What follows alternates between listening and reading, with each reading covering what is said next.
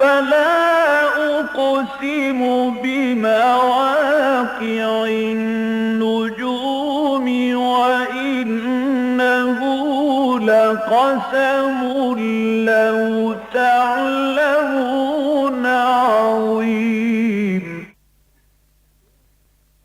إنه لقرآن كريم في كتاب مكنون لا يمسه إلا المطهرون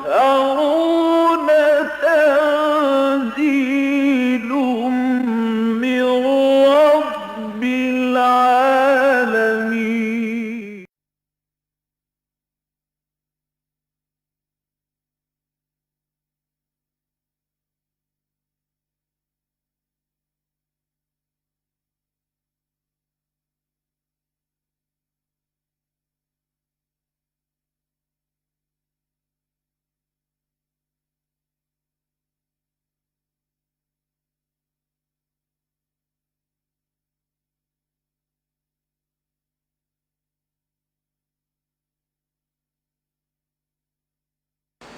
نحمده ونصلي على رسوله الكريم اما بعد.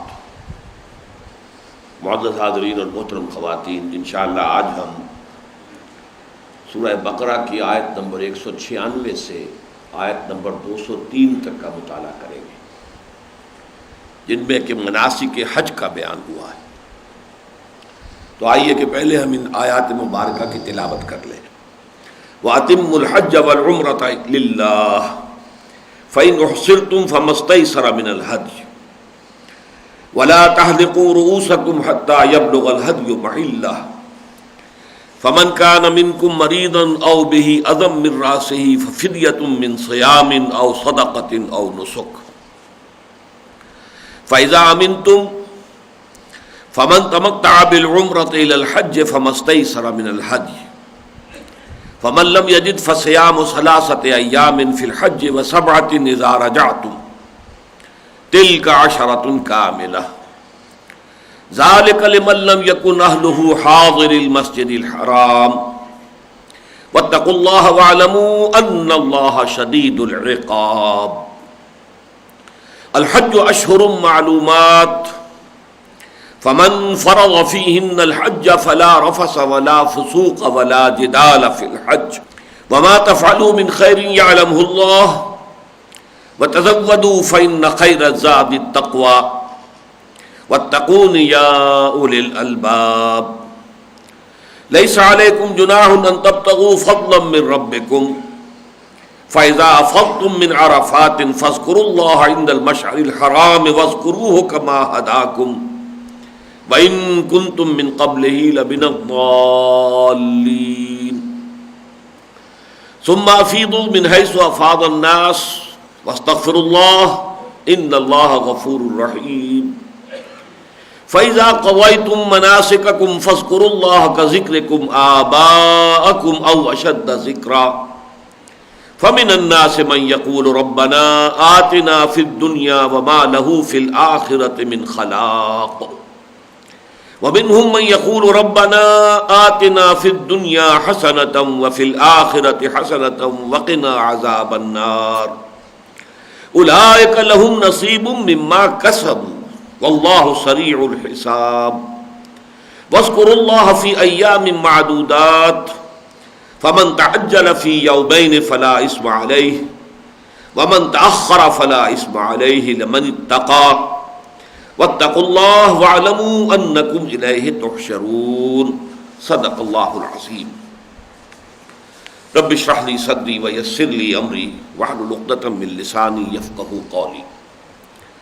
اللهم ربنا الہمنا رشدنا واعذنا من شرور انفسنا. اللهم ارنا الحق حقا وارزقنا اتباعه وارنا الباطل باطلا وارزقنا اجتنابه. اللهم وفقنا لما تحب وترضى. اللهم اجعلنا من عبادك المؤمنين. اللهم اجعلنا من عبادك المتقين. اللهم اجعلنا من عبادك المحسنين. آمین یا رب العالمین. سورہ بقرہ کے نصف ثانی کے بارے میں یہ بات میں نے بار بار آپ کے سامنے رکھی ہے کہ اس میں 4 مضامین کی لڑیاں ہیں جو باہم بٹی ہوئی ہیں. احکام شریعت جن کی 2 لڑیاں ہیں، عبادات اور معاملات، اور دوسرے جہاد فی سبیل اللہ جس کی 2 لڑیاں بن گئیں، قتال فی سبیل اللہ اور انفاق فی سبیل اللہ. سورہ بقرہ کا 23واں رکوع پورا کا پورا عبادت صوم سے متعلق تھا. صوم رمضان، اس کے احکام، اس کے مقاصد، اس کا جو روحانی پہلو ہے، پھر یہ کہ اس کا جو بنیادی مقصد ہے تقویٰ، اس کا معیار کیا ہے، اس کا لیٹمس ٹیسٹ کیا ہے. 24ویں اور 25ویں رکوع میں مناسک حج کا بیان ہے. لیکن یہ ترتیب آپ نے دیکھی کہ 24ویں رکوع کی کل آیات 8 ہیں. ان میں سے پہلی آیت میں بھی مناسک حج کا ذکر ہے.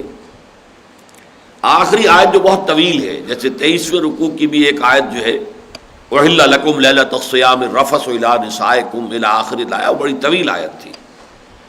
اسی طرح اس 24ویں رکوع کی بھی آخری آیت بہت طویل ہے. پھر یہ کہ 25ویں رکوع میں اگرچہ کل 14 آیات ہیں، ان میں سے 7 آیات کا تعلق مناسک حج سے ہے. یہ جو درمیان میں 6 آیتیں آئی ہیں 24ویں رکوع کی، وہ ہم پچھلی مرتبہ پڑھ چکے ہیں. ان میں سے 5 کا تعلق قتال فی سبیل اللہ سے اور 1 کا تعلق تھا انفاق فی سبیل اللہ سے.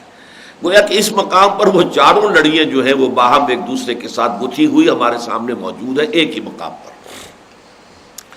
جہاں تک حج کا معاملہ ہے، پہلی بات یہ نوٹ کر لیجئے، بمقابلہ صوم کے میں نے عرض کیا تھا کہ یہ معاملہ تو بہت منفرد ہے عبادت صوم کا، کہ اس کے بارے میں سارے احکام، اس کی ساری حکمتیں، اس کے سارے مراحل اور مدارج سب ایک رکوع میں قرآن مجید میں مکمل ہو جاتے ہیں. سورہ بقرہ کا 23واں رکوع 6 آیات پر مشتمل. ابتدائی احکام، تکمیلی احکام، مقاصد، اس کی پہلی سطح کیا ہے، دوسری کیا ہے، تیسری کیا ہے، یہ سارے مباحثات ہیں. لیکن حج کا معاملہ جو ہے اس کے برعکس ہے. جہاں تک اس کی فرضیت کا تعلق ہے وہ سورہ آل عمران کی آیت سے ہے، وَلِلَّهِ عَلَى النَّاسِ حِجُّ الْبَيْتِ مَنِ اسْتَطَاعَ إِلَيْهِ سَبِيلًا وَمَنْ كَفَرَ فَإِنَّ اللَّهَ غَنِيٌّ حَمِيدٌ. اللہ کا یہ حق ہے لوگوں پر کہ وہ اس کے گھر کا حج کریں اگر وہ استطاعت رکھتے ہوں اس کے سفر کی. اور جو کفر کرے گا تو اللہ تعالیٰ تو غنی ہے، اللہ کو کوئی گدن نہیں پہنچے گا. یعنی استطاعت کے باوجود اگر کوئی شخص حج نہیں کرتا تو یہ گویا کہ کفر ہے.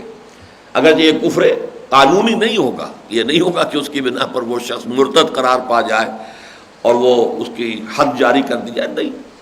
لیکن ایک کفر حقیقی، جیسے ابھی آپ دیکھ رہے تھے اس پروگرام میں، ایک ایمان حقیقی ہے، ایک ایمان قانونی ہے. ایمان قانونی کا دار و مدار اقرار باللسان پر ہے، ایمان حقیقی کا دار و مدار یقین قلبی پر ہے، تصدیق بالقلب پر ہے. اسی طرح ایک کفر قانونی ہے اور ایک کفر ہے کہ جو حقیقی ہے، جس کے بارے میں اب تو خیر بہت عرصہ ہو گیا، پہلے میں بہت کوٹ کیا کرتا تھا سائیں عبدالرزاق صاحب کا ایک قول رحمہ اللہ کہ جو دم غافل سو دم کافر. انسان کا جو سانس بھی غفلت میں نکلتا ہے وہ گویا کہ ایک طرح کے کفر میں نکل رہا ہے. اصل میں تو ہر وقت جو ہے مستحضر رہنا چاہیے ایمان باللہ انسان کے قلب میں، تبھی وہ مومن ہے. لیکن غفلت طاری ہو گئی تو گویا کہ ایک نوع کا کفر جو ہے وہ اس کے اوپر تسلط کر بیٹھا. بہرحال تو حج کی فرضیت کا حکم جو ہے یہ تقریباً سن 3 ہجری میں، اس لیے کہ سورہ آل عمران میں آپ کو معلوم ہے کہ غزوہ احد کا تفصیل کے ساتھ تذکرہ ہے جو شوال سن 3 ہجری میں واقع ہوا، اور اسی کے آس پاس جو ہے یہ حج کی فرضیت کا حکم آیا ہے. یہی وجہ ہے کہ یہاں پہ فرضیت وغیرہ کی بات نہیں ہو رہی، بلکہ یہاں شروع ہو رہا ہے وَأَتِمُّ الْحَجَّ وَالْعُمْرَةَ لِلَّهِ. جب تم میں سے کوئی شخص نیت کر لے اور آغاز کر دے عمرے کا یا حج کا تو پھر اب اسے پورا کرنا لازم ہے. جیسے کہ آپ کو معلوم ہے کہ نفلی عبادت بھی جب انسان شروع کر دیتا ہے تو پھر وہ واجب ہو جاتی ہے، اس کو پورا کرنا ہوگا. کسی وجہ سے اگر آپ نے 2 رکعت نفل کی نیت باندھی ہے لیکن آپ کو توڑنی پڑ گئی نماز بیچ میں، تو پھر آپ کو اس کی قضا دینی پڑے گی، اس لیے کہ آپ نے چونکہ وہ نفل کا آغاز کر لیا تھا تو اب وہ واجب کے درجے میں. نفلی روزہ آپ نے رکھا تھا، کسی وجہ سے آپ کو کھول دینا پڑا، لیکن یہ کہ اب اس کی قضا دینی ہوگی، اس لیے کہ جب آپ نے نفلی روزے کا آغاز کر دیا تو واجب ہو گیا. بہرحال اس کے ساتھ ہی یہ نوٹ کر لیجئے کہ یہاں چونکہ جیسا کہ میں نے عرض کیا آغاز ہو رہا تھا وَأَتِمُّ الْحَجَّ وَالْعُمْرَةَ لِلَّهِ، پورا کرو، اتمام کرو اس کا، اس کی تکمیل کرو، اس کے سارے مناسک ادا کرو، اس کی تمام آداب کو ملحوظ رکھتے ہوئے، قواعد اور قوانین کو پورا کرتے ہوئے۔ تو اس لیے میں نے عرض کر دیا کہ اس سے پہلے یہ آیات جو ہیں تقریباً اس پر اجماع ہے کہ یہ سن 6 ہجری میں نازل ہوئی ہے، جبکہ صلح حدیبیہ کا واقعہ پیش آیا۔ حضور صلی اللہ علیہ وسلم 1400 یا بعض روایات کے مطابق 1800 صحابہ کی معیت میں آپ تشریف لے گئے تھے عمرے کی نیت سے، عمرے کا احرام باندھ کر، لیکن وہاں پر رکاوٹ پیش آئی۔ اہل مکہ جو ہے مشرکین مکہ وہ اڑ گئے کہ ہم ہرگز نہیں ہونے دیں گے، جس کے نتیجے میں پھر صلح واقع ہوئی۔ پھر اس صلح میں یہ طے ہوا کہ اب اس سال تو آپ کو واپس جانا ہوگا۔ یہ انہوں نے اپنی گویا کہ ایک پچ جو ہے، اپنی ضد جو ہے پوری کرا لی کہ اس سال تو اب ہم آپ کو نہیں کرنے دیں گے حج، لہذا وہیں پر پھر احرام کھول دیا گیا۔ تو اس کے احکام ہیں یہاں پہ جو اس آیت کے اندر آ رہے ہیں، جو یہ 24ویں رکوع کی آخری آیت جو بہت طویل ہے، در حقیقت یہ اس موقع کی ہے، لیکن اس کے بعد اس کا قضا جو ہے پھر چونکہ اسی صلح حدیبیہ میں طے ہو گیا تھا، اب اگلے سال آ جائیے اور ہم 3 دن کے لیے مکے کو ہم خالی کر دیں گے آپ کے لیے۔ چنانچہ کیا انہوں نے یہ اگلے سال سن 7 ہجری میں عمرہ قضا حضور نے اور صحابہ نے ادا کیا، یعنی وہی عمرہ کہ جس کا احرام کھول دینا پڑا تھا بغیر عمرے کی تکمیل کیے سن 6 ہجری میں، اب اس کی قضا ہے جو سن 7 ہجری میں عمرہ قضا اس لیے وہ کہلاتا ہے۔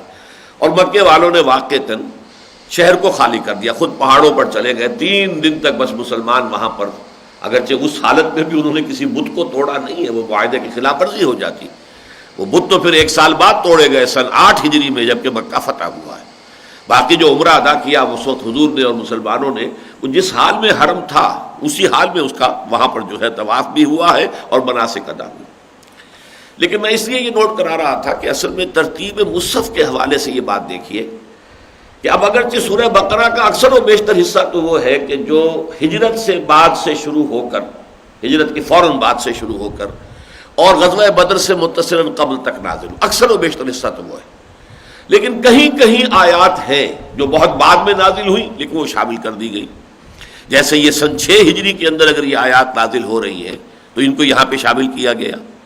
اب اس میں بھی کوئی نہ کوئی حکمت تو ہوگی، یہ اللہ تعالیٰ کا فیصلہ ہے، اللہ کا فعل ہے، اور فعل الحکیم لا یخلو عن الحکمہ، کسی حکیم ہستی کا کوئی فعل بھی حکمت سے خالی نہیں ہوتا۔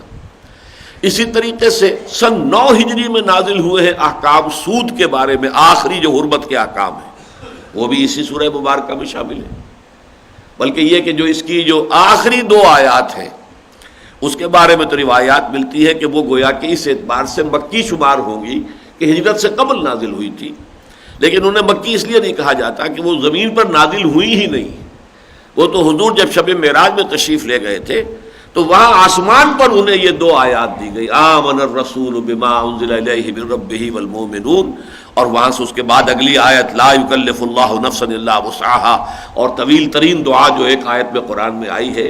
تو یہ اللہ تعالیٰ نے امت محمد صلی اللہ علیہ وسلم کے لیے 2 تحفے تھے جو شب معراج محمد الرسول اللہ کو عطا فرمائے صلی اللہ علیہ وسلم، تو یہ گویا کہ حضور وہاں سے لے کر آئے ہیں۔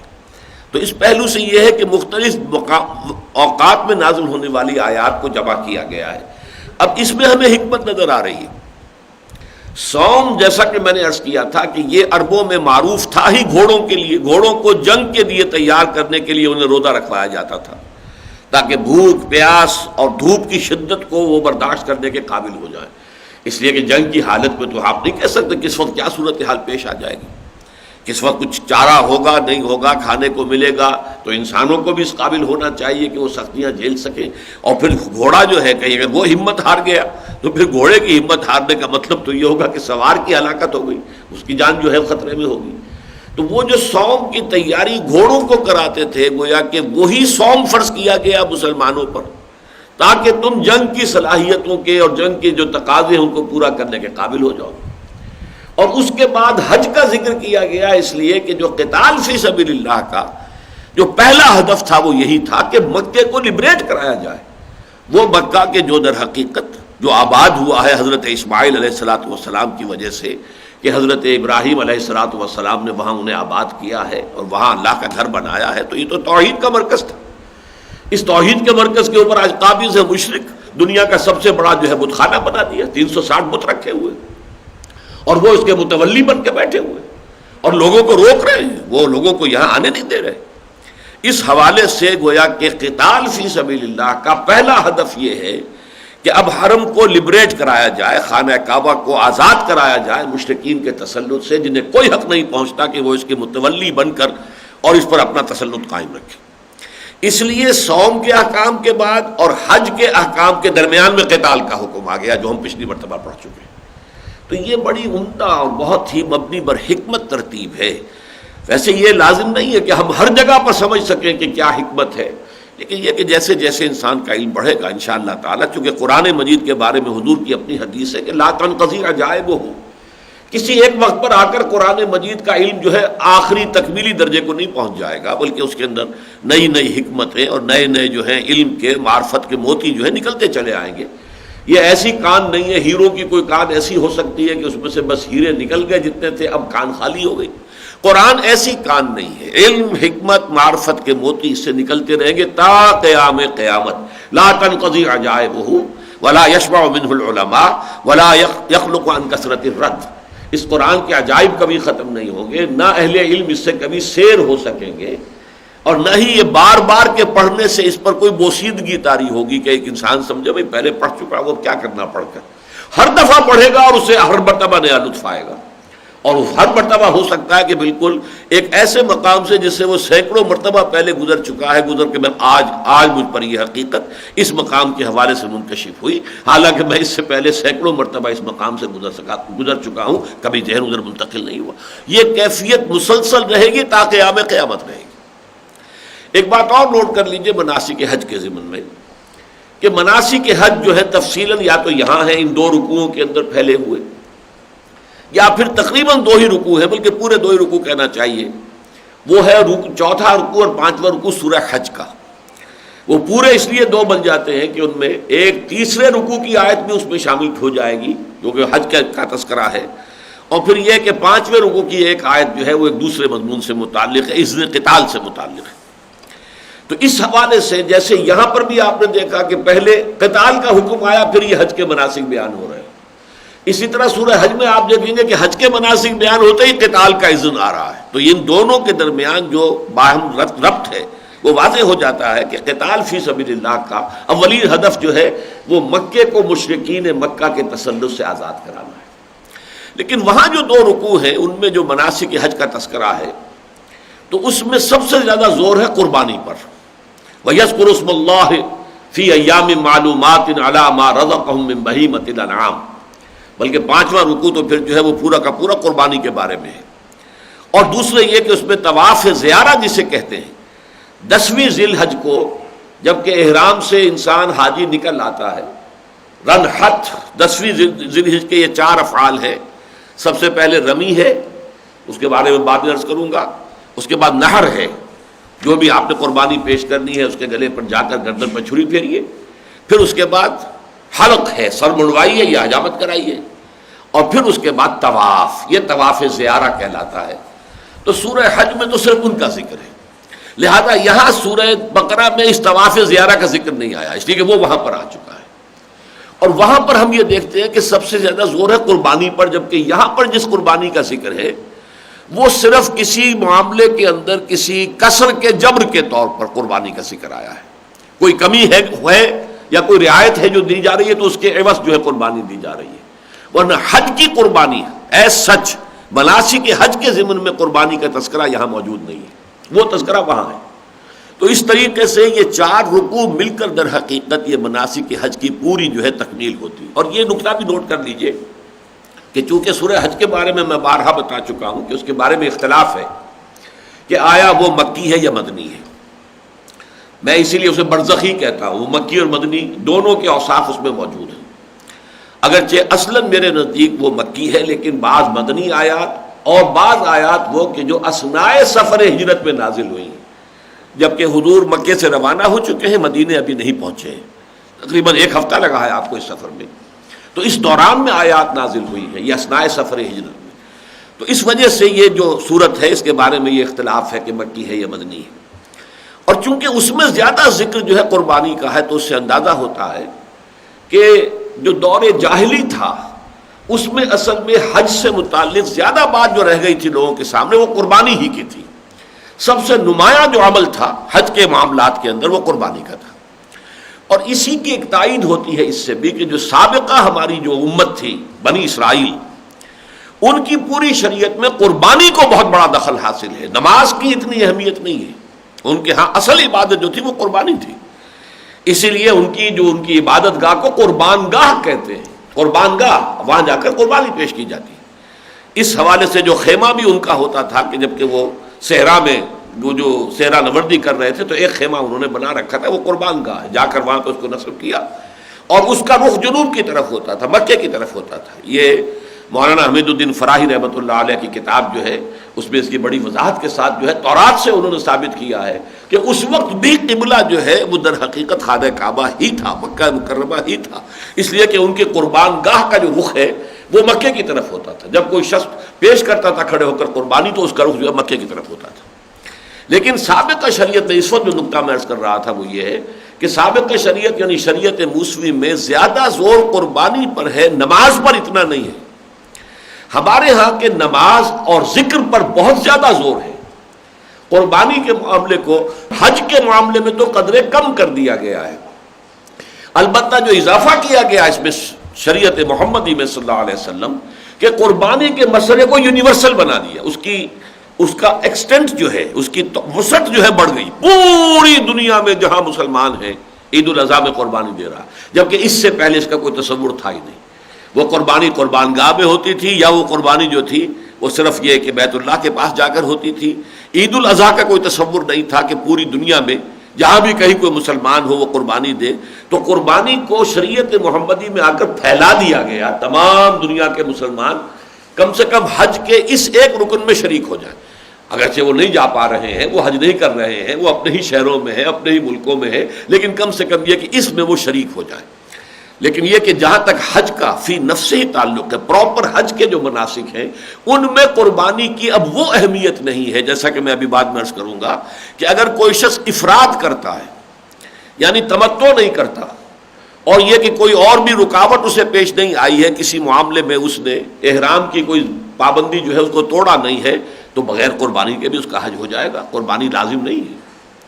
اس حوالے سے عین حج کے اندر قربانی کا ہماری شریعت میں وہ مقام نہیں ہے کہ جو پہلے تھا، بلکہ اس قربانی کو زیادہ وسعت دے کر پوری امت مسلمہ پر پوری دنیا کے اندر پھیلا دیا گیا ہے. بس یہ چند تمہیدی باتیں ہیں. تو اب اس کے بعد تو چونکہ یہ مناسک حج ہیں، ان کے احکام ہیں، تفاصیل میں تو ہم جائیں گے نہیں، اس لیے کہ وہ فقہی مسائل پھر ہو جاتے ہیں. لیکن اصولاً ہمیں سمجھنے ہیں کہ وہ کیا مناسک ہیں، کیا اعمال ہیں کہ جو ضروری ہے. فرمایا وَأَتِمُّ الْحَجَّ وَالْعُمْرَةَ لِلَّهِ. اور میں اس کی وضاحت کر چکا ہوں کہ جب کوئی شخص احرام باندھ لے، یعنی نیت کر لینا جو ہے حج یا عمرے کی، وہ نیت کی علامت کیا کہ احرام باندھ لیا. اب آپ نے گویا کہ اپنے اوپر لازم کر لیا ہے حج بھی، یا اگر عمرے کا احرام باندھا تو عمرہ. اب اس کو پورا کرنا ضروری ہے. اتمو اتمام سے ہے، فعل امر ہے، پورا کیا کرو. فَإِنْ أُحْصِرْتُمْ، اب آ گئی وہ بات. پھر اگر تمہیں گھیر لیا جائے، یعنی راستے میں کوئی رکاوٹ آ گئی، جیسے کہ آ گئی، قریش مکہ کھڑے ہو گئے میدان میں حائل ہو کر ہم تو عمرہ نہیں کرنے دیں گے، یا اس سے پہلے بھی کوئی کسی مسلمان کو وہ اجازت نہیں دیتے تھے.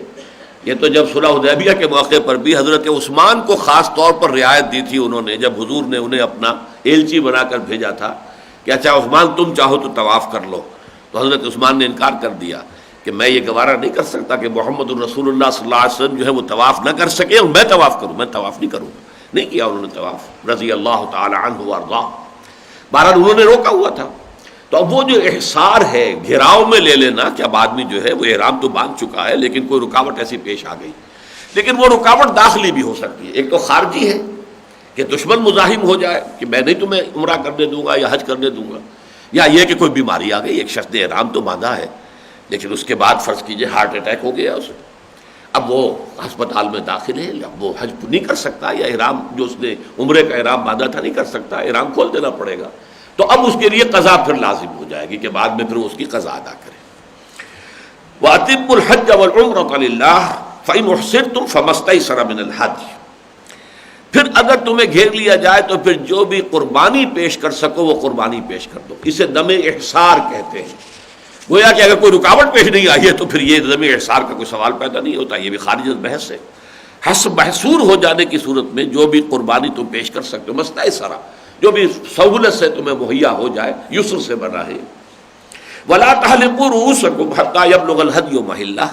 اور دیکھو اپنے سروں کو منڈواؤ نہیں, حجامت نہ کراؤ جب تک کہ وہ قربانی جو ہے وہ اپنے اصل مقام پر نہ پہنچ جائے, یعنی جب تک کہ وہ حرم میں پہنچ نہ جائے. فرض کیجئے کہ آپ ابھی میقات سے جو ہے ابھی داخلی ہوئے تھے, حدود حرم تو ابھی دور ہے اور رکاوٹ پیش آ گئی, وہاں آپ کو جانے نہیں دیا جا رہا, تو اب یہ قربانی جو ہے آپ نہیں جا رہے, کسی اور کے ذریعے سے بھیج دیجئے کہ یہ پہنچ جائے حرم میں جو اس کا اصل مقام ہے. حتیٰ یبلغ الہدی محلہ. اب ظاہر بات ہے کہ اس وقت اگرچہ کوئی ایسا تو نہیں تھا کہ ٹیلی گرام آ جائے کہ بھائی پہنچ گیا ہے, یا کوئی اور ٹیلی فون سے معلوم ہو جائے اور کسی کے پاس موبائل فون ہو کہ اب لیکن یہ کہ اندازہ کر کے کہ اب اتنے دن گزر گئے تو ہمارا وہ جو جانور تھا قربانی کا وہ وہاں پہنچ چکا ہوگا, پھر وہ احرام کھول سکتے. ورنہ اس وقت تک وہ احرام چاہے وہ محصور ہیں جا نہیں سکتے, وہ حج یا عمرہ نہیں کر سکتے, لیکن احرام کی پابندیاں برقرار رہیں گی. یہ تحلقوا رؤوسکم جو ہے در حقیقت یہ گویا کہ احرام سے نکلنے کی علامت ہوتی ہے. بال کٹوا دینا یا بال جو مڑوا دینا سر کی, یہ علامت ہے کہ اب احرام کی پابندیاں ختم ہوئی, آپ احرام سے نکل آئے. یہ جو احصار کا یہاں ذکر ہوا ہے, عجیب بات یہ کہ سورہ حج میں بھی جب ذکر شروع ہوتا ہے تو وہاں بھی اس کا ہم مضمون جو ہے آیت موجود ہے. ان الذین کفروا, اور یہ تیسرے رکوع کی آخری آیت ہے. میرے نزدیک جو رکوعوں کا نشانی جو لگی ہوئی ہے تقسیم کی سورہ حج میں, اس میں میں سمجھتا ہوں کہ امپروومنٹ کی ضرورت ہے کہ یہ تیسرے رکوع کی آخری آیت جو ہے یہ میں شامل ہونی چاہیے, یہ مناسک حج میں سے. ان الذین کفروا ویصدون عن سبیل اللہ والمسجد الحرام الذی جعلناہ للناس سواء العاکف فیہ والبادی وَمَن يُرِدْ فِيهِ بِإِلْحَادٍ بِظُلْمٍ نُذِقْهُ مِنْ عَذَابٍ أَلِيمٍ. یقیناً وہ لوگ جو کفر کی روش اختیار کیے ہوئے ہیں اور لوگوں کو اللہ کے راستے سے بھی روک رہے ہیں, مسجد حرام سے روک رہے ہیں. یعنی یہ تو جاہلیت میں بھی ان کے ہاں نہیں تھا کہ کوئی شخص بھی آ جائے باپ کا قاتل ہے لیکن وہ احرام باندھ کے حرم میں آ گیا ہے, اب کوئی رکاوٹ نہیں ہے, وہ آئے یہاں پہ اپنا جو بھی مناسک ادا کرے, کوئی تعرض اس سے نہیں کیا جائے گا. لیکن یہ کہ یہ لوگ اس وقت جو ہے اس طرح کی ضد اور ہٹ دھرمی میں آ گئے ہیں کہ اہل ایمان کو اللہ کے راستے سے بھی روک رہے ہیں اور حرم سے, مسجد حرام سے روک رہے ہیں. اور یہاں بڑے پیارے الفاظ ہیں, الذی جعلناہ للناس سواء العاکف فیہ والباد, کہ جسے ہم نے تمام نوع انسانی کے لیے قرار دیا ہے. یہ صرف بنی اسماعیل کے لیے نہیں ہے, یہ حرم ہے پوری نوع انسانی کے لیے. اس لیے کہ امت مسلمہ جو ہے, امت محمد صلی اللہ علیہ وسلم, وہ تو کوئی ایک یونی ریشیل یا یونی نیشنل تو امت نہیں ہے, وہ تو ملٹی ریشیل یا ملٹی نیشنل امہ ہے جس میں تمام نسلوں کے لوگ ہیں, تمام جو ہے علاقوں کے لوگ ہیں, پوری دنیا کے تمام ممالک کے لوگ ہیں. لہذا یہ سب کے لیے. اور سواء العاکف فیہ والباد, عاکف وہ جو رکا ہوا ہے وہیں پر, یعنی جو وہاں آباد ہے, اور بادی وہ ہے کہ جو باہر سے آ رہا ہے, جس کے لیے ہمارے ہاں جو فقہ کی اصطلاحات ہے وہ حلی اور آفاقی. مثلا ایک شخص جو ہے وہ جا رہا ہے پاکستان سے حج کرنے کے لیے, اور ایک شخص جو رہتا ہی حدود میقات کے اندر ہے, وہ جو حدود ہے کہ اگر کوئی عراق کی طرف سے آ رہا ہے تو اس جگہ پر اسے احرام باندھ لینا ہوگا, یہ میقات شروع ہو گئی. کوئی شام کی طرف سے آ رہا ہے تو یہ میقات ہے, کوئی ہندوستان وغیرہ کی طرف سے آ رہا ہے تو یہ میقات ہے. تو میقات کے اندر جو لوگ رہتے ہیں یا حرم میں جو لوگ رہتے ہیں, مکے میں جو لوگ رہتے ہیں, ان کے اور باہر سے آنے والوں کے حقوق اس مسجد حرام میں بالکل برابر ہیں. باہر سے آنے والے کا کوئی حق کم نہیں ہے کہ کوئی مکے والا کہ میں یہاں کا رہنے والا ہوں, میرا حق زیادہ ہے, یہ پہلی صف میں تو میں بیٹھوں گا, تمہیں اس میں بیٹھنے کا کوئی نہیں. اور یہ کیفیت الحمدللہ آج تک برقرار ہے کہ وہاں کوئی فرق ہی محسوس نہیں ہوتا کہ یہ سعودی نیشنل ہے اور یہ کوئی باہر سے اجنبی آیا ہوا ہے. وہاں تو جو بھی حرم کے اندر جانے کے بعد سب برابر ہیں. جو علامہ اقبال نے کہا ہے کہ تیرے دربار میں پہنچے تو سبھی ایک ہوئے, وہ تو وہاں واقعہ یہ ہے کہ پھر کوئی تقسیم نیشنلٹی کی, اور ویسے وہاں بڑی زبردست تقسیم ہے. سعودی نیشنل ہونا اور دوسرے اجانب کا, ان کے درمیان بڑا فرق ہے, لیکن حج کے معاملے میں اور حرم کے اندر سب کے حقوق بالکل مساوی ہیں. جعلناہ للناس سواء العاکف فیہ والباد, ان میں بالکل برابر ہیں, کسی کا حق فائت نہیں. تو جنہوں نے بھی روک دیا فإن أحصرتم فما استيسر من الهدي, اگر تم گر جاؤ اور تمہیں روک دیا جائے حج اور عمرے کے مناسک پورے کرنے سے تو پھر جو بھی قربانی پیش کر سکو پیش کر دو، اور اپنے سر نہ منڈواؤ، حجامت نہ کرواؤ جب تک کہ وہ قربانی نہ پہنچ جائے اپنے اصل مقام پر، حتیٰ یبلغ الہدی محلہ، محلہ حرم، حرم کی جگہ ہے، حرم کے لیے قربانی تھی۔ فمن کان منکم مریض، تو جو کوئی تم میں سے بیمار ہو، او بہ اذی من راسہ، یا اس کے سر میں کوئی تکلیف ہو جائے، یعنی یہ کہ اسے حجامت ضروری کرنی پڑ گئی، اس میں ایک خاص طور پر چیز نقل کی جاتی ہے کہ جوئیں پڑ جاتی تھی۔ اب لوگ جو ہے نہا نہیں رہے ہیں کہ مبادا بال ٹوٹ جائیں، احرام کی تو بڑی سخت پابندیاں ہیں، اور یہ جو ہے میل کچیل جو ہے جسم پر جمع ہوتا جا رہا ہے، تو اگر جوئیں سر میں پڑ گئی ہیں اب آپ کو انتظار کرنا پڑے گا جب تک قربانی وہاں پہنچ نہیں جاتی، آپ سر نہیں منڈوا سکتے۔ یا فرض کیجئے کوئی زخم لگ گیا ہے اور اب اس کی ضرورت ہے ڈریسنگ کے لیے، کچھ نہ کچھ جو ہے بال اس کے اتارے جائیں سر کے، تو اگر اس قسم کی کسی مجبوری کی وجہ سے تمہیں سر منڈانا پڑے یا بال جو ہے کتروانے پڑے اس سے پہلے کہ تمہاری وہ قربانی پہنچ چکی ہو اپنے اصل مقام پر، ففدیۃ، تو تمہیں اس کا فدیہ دینا ہوگا۔ یہ چونکہ اب ایک کسر ہو گئی، اس کسر کا جبر کرنا پڑے گا، یہ جو کوتاہی ہو گئی ہے اس کے لیے کوئی نہ کوئی تمہیں تلافی کرنی پڑے گی۔ وہ کیا ہے؟ من صیام او صدقۃ او نسک، یا تو کچھ روزوں کی شکل میں، روزے کی صورت میں، یا صدقے کی صورت میں، اور یا کسی قربانی کی صورت میں۔ تو یہ قربانی اگر ہوگی تو اسے دم جنایت کہتے ہیں، یعنی یہ بھی ایک سزا کے طور پر ہے کہ چونکہ آپ نے ایک کمی کی ہے، احرام کی پابندی جو ہے آپ اس کے وقت معینہ سے پہلے اس کو ترک کرنے پر مجبور ہو گئے ہیں، لہذا اس کی تلافی کے لیے یہ قربانی دیں گے۔ البتہ اس کی جو تفصیل آئی ہے حدیث میں، صحیح بخاری میں حضرت کعب ابن عجرہ رضی اللہ تعالیٰ عنہ سے مروی ہے، کیونکہ یہاں پر تو وضاحت نہیں ہے کہ صیام کتنے روزے رکھے، وہاں اس میں حضور نے وضاحت کر دی 3 روزے۔ صدقہ یہاں کوئی معین نہیں، کتنا صدقہ، اس حدیث میں حضور نے معین کر دیا کہ 6 مساکین کو، ان میں سے ہر ایک کو جو صدقہ فطر ہوتا ہے، فطرانہ، عید کے دن جو جتنا بھی 1.25 سیر گیہوں جو ہے یا اس کی قیمت آپ ادا کرتے ہیں فطرانے میں، تو اتنی مقدار میں گیہوں یا اس کی قیمت جو ہے وہ 6 مساکین کو، یا پھر یہ قربانی آپ کوئی بکری، کوئی بھیڑ، کوئی مینڈا، کوئی بکرا ذبح کریں اللہ کے نام میں، یہ دم جنایت ہے۔ تو یہ گویا کہ یہ بھی تلافی ہے کہ آپ کو ایک اعتبار سے احرام کی پابندی سے مقررہ یا معینہ یا مطلوبہ وقت سے پہلے نکلنا پڑا ہے۔ فَإِذَا أَمِنْتُمْ، پھر اگر تمہیں اطمینان حاصل ہو، مطلب یہ کہ کوئی رکاوٹ نہیں، آپ گئے سیدھے، آپ نے احرام باندھا، سیدھے پہنچ گئے، آپ نے وہاں پر عمرہ کیا، حج کیا، کوئی رکاوٹ نہیں، امن کے اندر اگر ہے معاملہ، فَمَن تَمَتَّعَ بِالْعُمْرَةِ إِلَى الْحَجِّ فَمَا اسْتَيْسَرَ مِنَ الْهَدْيِ، تو جو کوئی فائدہ اٹھائے عمرے سے حج سے قبل تو پھر اسے پیش کرنا ہوگا جو بھی وہ پیش کر سکے قربانی میں سے۔ یعنی حج آپ اس نوٹ کر لیجئے، اگر یہ ذرا ثقیل مسائل ہیں، جو لوگ حج کے لیے گئے ہیں ان کو تو کچھ نہ کچھ یاد آتی جائیں گی چیزیں، اگرچہ اکثر بھول جاتی ہیں یہ چیزیں، جیسے عیدین کی نماز کا طریقہ آدمی بھول جاتا ہے، حالانکہ سال میں 2 مرتبہ وہ نماز پڑھنی ہوتی ہے، پھر بھی اس کی تکبیروں کی ترتیب کیا ہے، اس میں کوئی نہ کوئی چکر لوگوں کو ہو جاتا ہے دائیں بائیں دیکھتے۔ اسی طریقے سے اب جو لوگ حج پر گئے ہی نہیں ان کے لیے تو یہ سب گریک ہے کہ اس سے مراد کیا ہے، لیکن نوٹ کر لیجئے کہ یہ 3 طرح کا حج ہوتا ہے۔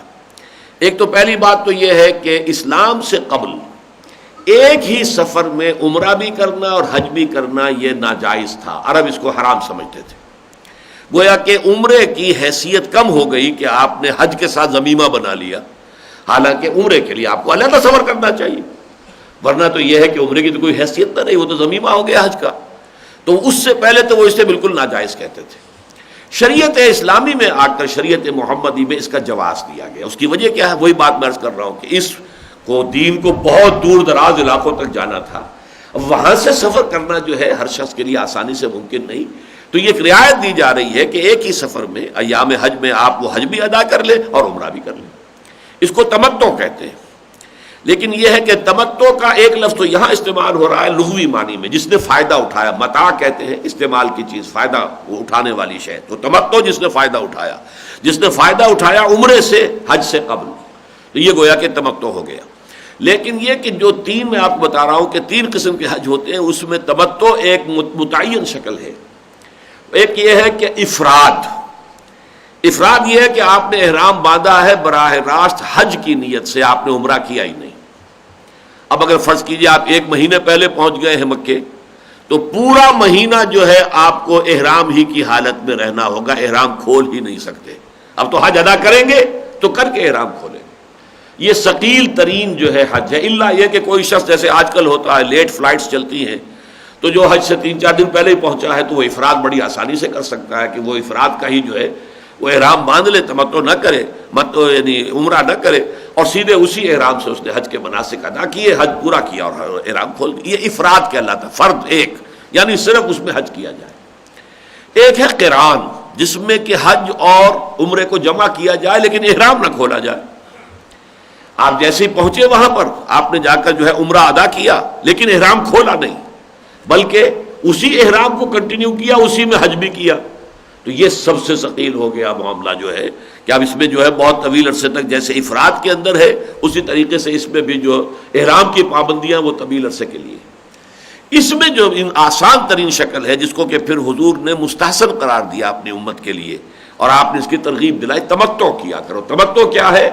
آپ پہلے احرام باندھیں صرف عمرے کا، چاہے کراچی سے باندھا ہے، چاہے لاہور سے باندھا ہے، چاہے جو بھی میقات آئی ہے وہاں باندھا ہے، جو بھی باندھا ہے، وہ صرف نیت ہے عمرے کی۔ جائیں گے، پہنچیں گے، عمرے کے جو بھی مراسم ہے ادا کریں گے اور پھر احرام کھول دیں گے۔ اب جو وقت آپ گزاریں گے مکے میں یا مدینے میں، وہ ایک عام شہری جو جیسے سعودی عرب کا کوئی شہری ہے ویسے آپ وہاں رہ رہے ہیں، آپ پر وہ احرام کی کوئی پابندی نہیں ہے، آپ عام حالات کے مطابق وہاں زندگی گزاریں گے۔ پھر ہم حج کے لیے احرام باندھیں گے اثر نو 8 ذی الحجہ کو، یوم ترویہ کہلاتا ہے، جبکہ مکے سے روانگی ہوتی ہے۔ اب مکے سے احرام باندھا جائے گا اور پھر یہ کہ 8 تاریخ کو پہنچ جائیں گے شام تک، مغرب کی نماز سے پہلے پہلے مینا میں، پھر 9 تاریخ کو جو ہے فجر پڑھ کے چلیں گے اور جائیں گے عرفات، اور عرفات کو مغرب غروب ہونے کے بعد سورج کے واپس چلیں گے، لیکن نماز مغرب کی وہاں ادا نہیں کریں گے، بلکہ آ کر مزدلفے میں مغرب اور عشاء دونوں کو جمع کر کے پڑھیں گے۔ باقی رات گزاریں گے مزدلفہ میں، اور پھر 10 کی صبح کو فجر کی نماز کے بعد جو ہے پھر آپ مزدلفہ سے چل کر اور پھر مینا میں واپس آئیں گے۔ اور یہ ہے سخت ترین دن جو ہوتا ہے 10، جس کا میں نے رنحت آپ کو بتایا، پہلے رمی کرنی ہے، پھر قربانی دینی ہے، پھر اپنا وہ حلق وغیرہ جو بھی ہے وہ کرنا ہے، پھر جا کر مکے میں طواف کرنا، اور یہ سب سے مشکل طواف ہوتا ہے، انتہائی وجوب والا طواف۔ لیکن یہ طواف جو ہے یہ بہت بڑا رکن ہے اس حج کا۔ تو یہ ہے در حقیقت تمتع۔ تو تمتع جس نے کیا، ایک تو یہ کہ 3 حجوں میں سے ایک تمتع ہے، لیکن یہاں جو تمتع کا لفظ آیا یہ قران پر بھی آ جائے گا۔ اگر آپ نے چاہے احرام ایک ہی کے اندر کیا ہے لیکن آپ نے عمرہ بھی کیا اور حج بھی کیا تو یہ بھی تمتع ہے، چاہے آپ نے احرام کھول دیا اور آپ نے حج اور عمرے کو جمع کیا، چاہے احرام کو کنٹینیو کیا پہلے عمرے والے احرام کو اور اسی میں آپ نے حج بھی کیا، ان دونوں شکلوں میں چونکہ آپ نے حج ہی کے سفر میں اضافی فائدہ حاصل کر لیا ہے عمرے کا بغیر کسی اضافی سفر کے، لہذا فرمایا اس کا آپ کو جو ہے ایک شکرانے کے طور پر فمستیسر من الحج، تو جو قربانی بھی پیش کر سکو۔ البتہ اس قربان اکثر و بیشتر جو قربانی حاجی کرتے ہیں آج کل وہ یہ قربانی ہے، حج کی کوئی معین قربانی علیحدہ نہیں ہے۔ مثلا افراد اگر کوئی شخص کرتا ہے جو جاتا ہے اور وہ سیدھا جو ہے احرام کی حالت میں گیا، یا تو اس نے عمرہ کیا یا نہیں کیا لیکن اس احرامی کے ساتھ حج کیا اور پھر کھول دیا، لیکن یہ نہیں عمرہ نہیں کیا بلکہ صرف حج کیا، تو اس کے اوپر کوئی قربانی لازم نہیں ہے۔ یہ ان کے لیے ہے جنہوں نے عمرہ بھی کیا اسی سفر میں اور حج بھی کیا، کہ وہ ایک تو گویا کہ یہ اب اس میں 2 رائے ہیں۔ امام ابو حنیفہ اسے کہتے ہیں دم شکر، یہ گویا کہ اللہ تعالیٰ نے ہمیں جو یہ نعمت دی ہے، رعایت کی ہے کہ ایک ہی سفر میں ہم متمتع ہو گئے اور ہمیں حظ حاصل ہو گیا اور ہمیں فائدہ حاصل ہو گیا عمرے کا بھی اور حج کا بھی، تو اس کے شکرانے کے طور پر یہ قربانی دی جاتی ہے، دم شکر کہلاتا ہے، اور جو قربانی دینے والا ہے وہ بھی اس میں سے کھا سکتا ہے۔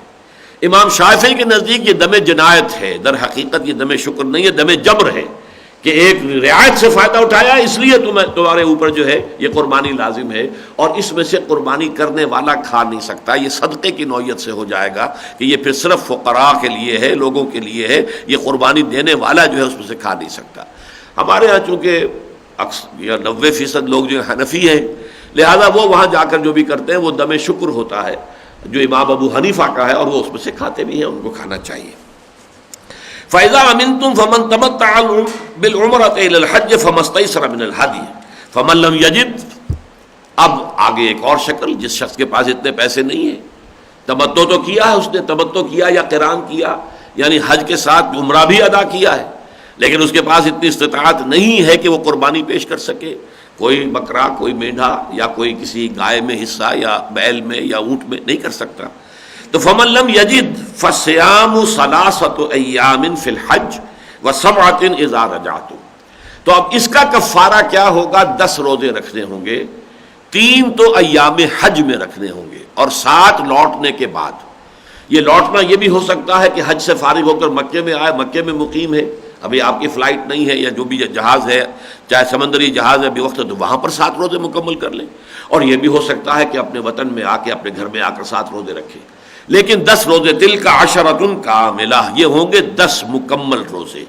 یہ گویا کہ بدل ہے، کفارہ ہے اگر وہ دم شکر ادا نہیں کر سکا، اگر تمتع کی بنا پر جو اس پر واجب ہو گئی تھی قربانی وہ نہیں دے پایا۔ اور یہ جو ایام حج میں 3 روزے رکھنے ہوں گے، یہ 9 ذی الحج سے پہلے ہوں گے، اس لیے کہ 10ویں ذی الحج جو ہے یہ تو عید کا دن ہے، اس میں جو ہے روزہ رکھنے کی اجازت ہی نہیں ہے، اس میں تو نحر ہے، آپ کو قربانی کرنی ہے، تو 9 ذی الحج سے پہلے 3، اور اس کے بعد پھر لوٹ کر جب آئیں اپنے گھر کو یا مکے میں واپس آ جائیں اور بنا سے، تو پھر آ کر 7 روزے رکھ کر 10 مکمل کر دیں۔ یہ گویا کہ اس کا بدل ہے۔ فمن لم یجد فصیام ثلاثۃ ایام فی الحج وسبعۃ اذا رجعتم تلک عشرۃ کاملہ ذالک لمن لم یکن اہلہ حاضر المسجد الحرام، یہ رعایت بھی ان کے لیے ہے کہ جن کے گھر والے، جن کے لوگ آباد نہیں ہیں مسجد حرام کے پاس، یعنی یہ آفاقیوں کے لیے سہولت ہے، باہر سے آنے والوں کے لیے کہ وہ ایک ہی سفر میں حج بھی کر لیں، عمرہ بھی کر لیں، لیکن جو لوگ مقیم ہیں، میقات کے اندر رہنے والے لوگ جو ہیں، جو وہیں حرم کے قرب و جوار میں مقیم ہیں یا خود مکے میں رہتے ہیں، ان کو اجازت نہیں ہے کہ وہ اشہر حج کے اندر جو ہے وہ عمرہ بھی کر سکیں۔ اس کے ضمن میں وہی جو جاہلیت سے جو بات چلی آ رہی تھی اس کو برقرار رکھا کہ عمرہ جو ہے علیحدہ ہوگا، حج علیحدہ ہوگا، لیکن یہ کہ جو باہر سے آنے والے ہیں، لمن لم یکن اہلہ حاضر المسجد الحرام، جس کے گھر والے موجود نہیں ہیں مسجد حرام پہ، مسجد حرام کے پاس، یعنی حرم میں جو آباد نہیں ہے، جس کا خاندان وہاں نہیں ہے، گھر وہاں نہیں ہے، اس کے لیے یہ رعایت ہے کہ وہ عمرہ بھی کر سکتا ہے ایک ہی سفر میں، یہ آفاقی کے لیے رعایت ہے۔ واتقوا اللہ واعلموا ان اللہ شدید العقاب، اور اللہ کا تقوی اختیار کرو اور جان لو اللہ تعالیٰ سزا دینے میں بھی بہت سخت ہے۔ یہ اصل میں یوں سمجھیے، یہ بار بار لفظ آئے گا کہ ہر شے کی اصل روح جو ہے وہ تقوی ہے۔ ٹھیک ہے، قانون کی بھی پابندی کرنی پڑے گی، شاعر کی بھی پابندی کرنی پڑے گی، لیکن ایک ظاہر ہے، اس کی پابندی اپنی جگہ ہے، لیکن ایک روح باطنی ہے ان تمام اعمال کی، وہ تقوی ہے۔ یہی آپ سورہ حج میں بھی دیکھیں گے کہ قربانی پر بہت زیادہ زور جہاں دیا گیا ہے، وہاں بھی یہ آیت آتی ہے، لن ینال اللہ لحومها ولا دماؤها ولکن ینالہ التقوی منکم۔ دیکھو یہ قربانیوں کا گوشت یا خون اللہ تک نہیں پہنچتا، یہ تو یہی رہ جاتا ہے، خون بھی یہی رہ گیا، پہلے تو استعمال ہی نہیں ہوتا تھا، اب تو خیر خون بھی استعمال ہوتا ہے، لیکن یہ کہ گوشت تم نے کھا پی لیا، اپنے عزیزوں کو دے دیا، فقیروں کو دے دیا، ختم ہو گیا، یہ تو یہی کنزیوم ہو جانے والی چیزیں ہیں۔ لن ینال اللہ لحومها ولا دماؤها، اللہ تک نہ اس کا خون پہنچتا ہے نہ اس کا گوشت، ولکن ینالہ التقوی منکم، ہاں تقوی اگر دل میں ہے تو وہ اللہ تک پہنچ جاتا ہے۔ تو یہاں بھی اب یہ جیسا کہ میں نے عرض کیا تو بڑی طویل آیت ہے جو ہم نے پڑھی، ابھی ایک ہی آیت پڑھی ہم نے، اور یہ 24ویں رکوع کی آخری آیت ہے، طویل 196 نمبر والی آیت جو ہے، جس میں کتنے احکام جو ہیں ایک آیت میں جمع کر دیے گئے، لیکن ایک احکام کے بعد اصل جو شے ہے وہ تقوی ہے۔ تقوی ہے تو یہ ساری چیزیں جاندار ہیں، ان کے نتائج، ان کی برکات جو ہے وہ ظاہر ہوں گی، اور تقوی نہیں ہے تو ظاہر بات ہے کہ پھر رسم ہے، رہ گئی رسم اذاں روح بلالی نہ رہی، فلسفہ رہ گیا تلقین غزالی نہ رہی، پھر اس کی برکات کا ظہور نہیں ہو سکتا، اس کے جو روحانی اثرات آپ کو حاصل ہونے چاہیے وہ حاصل نہیں ہوں گے۔ البتہ دوسری طرف جو قانون ہے اس کی پابندی بھی ضروری ہے، لہذا اس کے بارے میں بھی فرما دیا کہ اگر اس قانون کو توڑ دو گے تو بھی اللہ تعالیٰ کی طرف سے شدید جو ہے وہ عقاب اور جو سزا ہے وہ تمہیں ملے گی۔ الحج اشہر معلومات، حج کے مہینے ہیں معلوم، یعنی یہ ایام جاہلیت ہی سے یہ چیز چلی آ رہی تھی۔ شریعت اسلامی جو ہے، شریعت محمدی صلی اللہ علیہ وسلم، اس کے بارے میں یہ اصولی بات جان لیجئے کہ اس کا تانا بانا جو کچھ عرب میں ہو رہا تھا، اور اس میں سے بہت سی چیزیں وہ تھیں کہ جو اصل میں ملت ابراہیمی کی چلی آ رہی تھی، حضرت ابراہیمی کے بیٹے حضرت اسماعیل تھے نا علیہم الصلاۃ والسلام، اور ان کی یہ اولاد ہے قریش جو بھی آباد ہیں، اور انہی کے تابع تھے تمام مشرکین عرب. تو وہ حضرت ابراہیم کی ملت کی بہت سی چیزیں چلی آ رہی تھیں، ان میں سے جو چیزیں جو انہوں نے ترک کر دی تھی ان کو جمع کر دیا گیا، جو چیزیں غلط شامل کر دی تھی ان کو ہٹا دیا گیا. تو شریعت اسلامی جو تیار ہوئی ہے، شریعت محمدی، تو جو تعامل تھا، جو وہاں کے اہل عرب کا جو بھی تعامل تھا، جو معمولات تھے، جس طرح کے معاملات پر وہ عمل کرتے تھے، اس میں مائنس پلس کر کے شریعت محمدی وجود میں آ گئی. اب جیسے نکاح ہے، نکاح کا خطبہ، وہاں خطبہ کیا ہوتا تھا؟ 2 خطبے ہوتے تھے. ایک لڑکی والوں کی طرف سے خطیب کھڑا ہوتا تھا، ایک لڑکے والوں کی طرف سے خطیب کھڑا ہوتا تھا.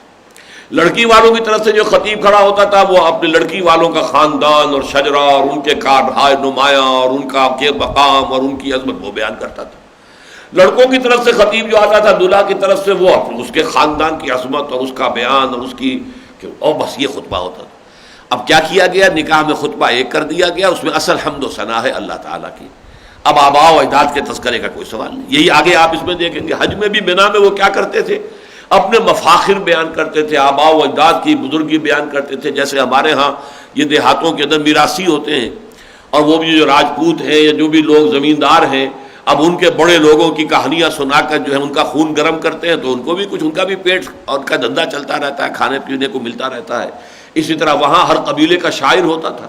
وہ شاعر جو ہے پھر اس قبیلے کے جو اسلاف ہوتے تھے، بڑے لوگ ہوتے تھے، ان کا مقام بلند جو تھا اور ان کے کارہائے نمایاں بیان یہ مینا میں ہوتا تھا. آگے چل کر آپ دیکھیں گے کہ تم جس طرح سے کہ اپنے آباء و اجداد کا تذکرہ کیا کرتے تھے، اب اس کو ترک کرو، اللہ کا ذکر کرو، اس سے بھی زیادہ شد و بد کے ساتھ. تو اسی میں آج بہت عمدہ بات یہ ہو گئی کہ نکاح کے خطبے کے بارے میں بھی میں نے بتایا کہ یہی صورتحال اس میں بھی تھی. وہ 2 خطیب اور وہ اپنے اپنے طرف کے بڑے لوگوں کی عظمت بیان کرتے تھے. یہاں یہ کہ خطبہ ایک کر دیا گیا، اور یہ کہ اس میں اصل شے جو ہے وہ اللہ کی حمد و ثنا ہے. تو فرمایا الحج اشہر معلومات، تو یہ پہلے سے معلوم تھا. شوال، ذی قعدہ اور ذی الحج کے ابتدائی 10 دن، یہ 2 مہینے 10 دن ہیں کہ جن میں حج کا احرام باندھا جا سکتا ہے. اس سے پہلے اگر احرام باندھ لیا گیا حج کا تو بعض کے نزدیک تو وہ حج ہوتا ہی نہیں. امام ابو حنیفہ کے نزدیک یہ کہ حج ہو جاتا ہے لیکن مکروہ ہے. حج کا احرام باندھا جائے گا شوال شروع ہونے کے بعد. شوال میں آپ باندھ سکتے ہیں حج کا احرام، اس کے بعد 2 مہینے آپ وہاں رہے، احرام کی حالت میں رہے، یا جائیں اور جا کر عمرہ کریں، کھول دیں، پھر وہاں رہیں ایک عام شہری کی حیثیت سے جو وہاں کے مقیم ہے، اور پھر حج کر کے آئیں، پھر احرام دوبارہ باندھیں. لیکن بہرحال یہ مہینے معین ہیں. اور ایام جاہلیت میں عمرے کے لیے رجب کا مہینہ تھا، اس کے لیے وہ سفر کرتے تھے تو رجب کے مہینے میں کرتے تھے، اور یہ حج کے مہینے تھے. الحج اشہر معلومات فمن فرض فیہن الحج فلا رفث ولا فسوق ولا جدال فی الحج. تو جو کوئی بھی نیت کر لے، یا فرض کا لفظ آیا تو جو اپنے اوپر لازم کر لے، لازم کرنا یہی ہے کہ آپ نے نیت کر لی اور اس کی علامت کیا؟ احرام باندھ لیا. فمن فرض فیہن الحج، جس نے حج کا ارادہ کر لیا، نیت کر لی یا اسے لازم کر لیا، تو وہ نوٹ کرے کہ اس حج میں اسے 3 باتوں سے کامل اجتناب کرنا ہے. فلا رفث ولا فسوق ولا جدال فی الحج. رفث کہتے ہیں شوہر اور بیوی کے مابین جنسی اختلاط ہو یا کوئی گفتگو ہی کے انداز میں ہو، چاہے وہ باقاعدہ جو ہے وہ جو فعل مجامعت ہے اس کی نوبت نہ ہو، لیکن یہ کہ اس میں جو بھی آپ سمجھے کہ سیکشول انداز کی باتیں وہ سب کی سب بالکل ممنوع قطعاً. گفتگو کے انداز میں بھی اس قسم کی چیزیں جو ہیں وہ نہیں، اس سے بالکل پاک کر لو. احرام کی حالت میں یہ سختی بڑی شدید ہے، اور اس میں اگر کوئی غلطی ہو جائے تو پھر اس کا پھر کفارہ بہت سخت ہے. بہرحال سب سے پہلے تو رفث ہے. ولا فسوق، اور کوئی بھی نافرمانی اللہ کی کسی بھی اعتبار سے. ایک تو یہ کہ خاص طور پر حج کے احکام کے ضمن میں، آداب کے ضمن میں، شعائر اللہ کے آداب جس کا کہ بڑے اہتمام کے ساتھ ذکر سورہ حج کے اندر ہے. ذالک ومن یعظم شعائر اللہ فانھا من تقوی القلوب. تو شعائر اللہ جو ہیں اور جو ہدی کے جانور ہوتے ہیں قربانی کے، انہیں بھی شعائر اللہ میں سے قرار دیا گیا ہے. اور سورہ بقرہ میں ہم پڑھ چکے ہیں، اس سے پہلے ہے وہ 19ویں رکوع کے اندر آ چکا ہے کہ ان الصفا والمروہ من شعائر اللہ فمن حج البیت او اعتمر فلا جناح علیہ ان یطوف بہما. تو یہ تمام شعائر کا احترام کرتے ہوئے تو اس میں کوئی کمی نہ آنے دیں. ولا جدال فی الحج، کوئی جھگڑا نہ ہو حج کے اندر. اب ظاہر بات ہے بڑی تعداد میں لوگ جمع ہوتے ہیں، اور جہاں آپ کو عام محاورہ بھی ہے، جہاں دو برتن ہوں گے کھڑکیں گے، کہیں نہ کہیں تو ہو ہی جاتا ہے، کوئی اختلاف ہو جاتا ہے، پھر گروپوں میں جا رہے ہیں، کھانے پینے میں اختلاف ہو گیا، اگر مشترک آپ نے کھانا پکایا ہے تو کسی کو بوٹی زیادہ ہو گئی، کسی کو کم ہو گئی، اب اسی کے اوپر جھگڑا ہو جائے گا، لڑائی ہو جائے گی. یا آپ ٹیکسی آپ نے کی ہے، اب ٹیکسی میں جو ہے آپ کوئی شخص جو ظاہر بات ہے کہ جو اس کی ونڈو کے ساتھ بیٹھا ہوا دروازے کے ساتھ وہ بڑے آرام میں ہے، جو درمیان میں بیٹھا وہ تو ایسے بیٹھا ہے جیسے اونٹ کے کوہان کے اوپر تشریف رکھا ہوا ہے. اب یہ ساری مصیبتیں ہوتی ہیں، اس کی بنا پر شکر رنجیاں ہوتی ہیں، جھگڑے ہو جاتے ہیں، کون پہلے کون بعد میں. لیکن یہ کہ بڑے ریسٹرینٹ کی ضرورت ہے حالت احرام میں. جیسے کہ سوم کے بارے میں بھی آتا ہے کہ کوئی تم سے اگر جھگڑے بھی تو تم یہ کہہ دو بھائی میں روزے سے ہوں، میں تمہاری اس بات کا جواب اس وقت نہیں دے سکتا. اسی طریقے سے احرام کی حالت میں حج میں کوئی جھگڑا نہ ہو. اور اس میں کوئی شک نہیں ہے کہ یہ معجزات میں سے ہے کہ 30 لاکھ، اب تو خیر کم ہو گئی ہے حاضری جو حج کے اندر شریک ہونے والوں کی، اب 2 ملین، 2.25 ملین، 20-22 لاکھ رہ گئے. لیکن یہ اپنے پیک پر گیا ہے تو 3 ملین، 30 لاکھ آدمیوں کا. کوئی دنیا میں اتنا بڑا اجتماع نہیں ہوتا کہ جس میں کسی مذہبی تقریب کے اندر اتنی بڑی تعداد میں لوگ شریک ہوں، لیکن وہاں جھگڑا نہیں ہوتا. بہت کم، شاذ، بہت کم، امن کا ایک مذہب. اس سے آگے ہاتھا پائی کا تو کوئی سوال ہی نہیں. زیادہ زیادہ یہ ہے کہ کوئی تلخ کلامی کوئی ہو گئی کسی سے، کوئی شکوہ شکر رنجی ہو گئی. لیکن یہ کہ یہ معجزات میں سے ہے کہ وہ دارالامن ہے، حرم جو ہے وہ بلد الامین ہے، مکہ جو ہے، اور اس کے جو اطراف و جوانب ہیں تو یہ حرم میں ہے، امن کی جگہ ہے. فلا رفث ولا فسوق ولا جدال فی الحج وما تفعلوا من خیر یعلمہ اللہ.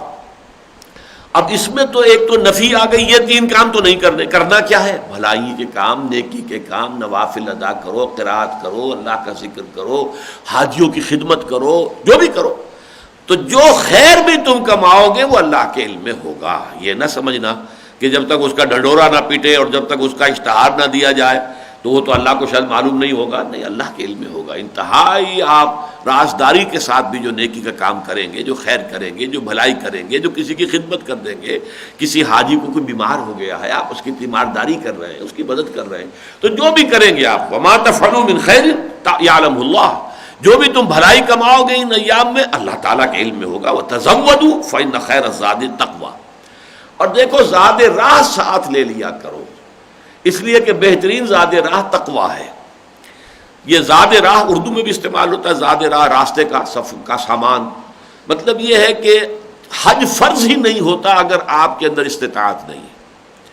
یہ پرانے زمانے میں بھی ہوتا تھا، لوگ جو ہے اپنی وہ درویشی کا ڈنڈورا پیٹنے کے لیے بغیر کوئی سامان، پیسہ کوئی ہے نہیں، حج کے لیے چل پڑے.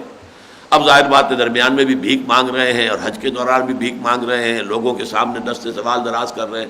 پر خدا کے بندے تجھ پر حج فرض تھا ہی نہیں، تو کاہے کے لیے یہاں آیا؟ لیکن بہرحال اس سے روکا گیا ہے، زاد راہ ساتھ لے لیا کرو. فإن خیر الزاد التقوی کے 2 معنی کیے گئے. یعنی یہ کہ ایک زاد راہ تو یہ ہے کہ آپ نے اپنے سفر کے اخراجات کا اہتمام کر لیا، ساز و سامان فراہم کر لیا. پچھلے زمانے میں لوگ اپنا راشن بھی لے جاتے تھے، پھر بعد میں یہ ہو گیا کہ وہ ہماری ایمبیسی کے ذریعے سے یہاں ہم نے پیسے ادا کر دیے، وہاں سے ہمیں چٹ مل گئی، وہاں جا کے ہم نے ان سے راشن لے لیا، چاول لے لیے، جو بھی تھا، دال مل گئی، گھی مل گیا. تو یہ تو ایک ہو گیا جو کہ مادی ضرورت ہے. لیکن اس کے ساتھ ہی تقوی کی پونجی بھی ساتھ لو. بہترین جو ہے زاد راہ وہ تقوی ہے.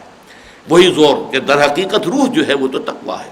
دیکھیے وہ جو آیت نمبر 93 ہے سورہ مائدہ کی، لیس علی الذین آمنوا وعملوا الصالحات جناح فیما طعموا اذا ما اتقوا وآمنوا وعملوا الصالحات ثم اتقوا وآمنوا ثم اتقوا واحسنوا واللہ یحب المحسنین. گویا کہ ڈرائیونگ فورس جو ہے انسان کے لیے روحانی طور پر اس کو درجہ بدرجہ آگے لے جانے والی شے وہ تقوی ہے. پہلے تقوی تھا، وہ ایمان لائے اور عمل صالح کیا، پھر اور تقوی بڑھا، پھر اور ایمان لائے، پھر اور تقوی بڑھا، پھر وہ درجہ احسان پر فائز ہو گئے. تو فرمایا کہ تم حج کے لیے نکلو تو ایک تو یہ کہ مادی وسائل و اسباب جو ہیں وہ بھی فراہم کر لو، وہ زاد راہ اس کو تو تم واقف ہو، لیکن ایک یہ کہ دل کو بھی ٹٹول کر دیکھ لو. اسی لیے لوگ کہتے ہیں، اور یہ جو بھی مناسک حج پر کتابیں لکھی گئی ہیں اس میں بات یہ بیان کی گئی ہے کہ احرام باندھنے سے پہلے سچی توبہ بھی اللہ کی جناب میں کر لو کہ اللہ، کیونکہ یہ ہے فرمایا گیا ہے کہ حج مبرور وہ حج جو اللہ کے ہاں قبول ہو جائے، وہ حج ظاہر بات ہے وہی ہوگا جس میں کہ حج کی تمام شرائط بھی پوری کی گئی ہوں، اس کے آداب کا بھی لحاظ رکھا گیا ہو، مناسک پورے ادا کیے گئے ہوں۔ پھر یہ کہ حلال کے پیسے سے حج کیا گیا ہو، حرام کے پیسے سے حج کیا تو اللہ کے یہاں ویسے قبول نہیں، نہ ان اس کی دعا قبول ہے، لیکن یہ ہے کہ حلال کے پیسے سے آپ نے حج کیا ہے اور سارے شرائط بھی پورے کر دیے ہیں، تو یہ ہے کہ پھر یہ حج مبرور جو ہے یہ ایسے ہے کہ انسان واپس آتا تو ایسے ہوتا ہے جیسے آج ہی اس کی ولادت ہوئی ہے، یعنی جیسے کلین سلیٹ لے کر دنیا میں انسان آتا ہے، اس کے بعد وہ اپنے اعمال اس کے اوپر لکھتا ہے، اچھے اور برے جو بھی ہے، اسی طرح کلین سلیٹ ہو کر واپس آتا ہے، اس کے تمام سابقہ زندگی کے کل گناہ معاف ہو جاتے ہیں۔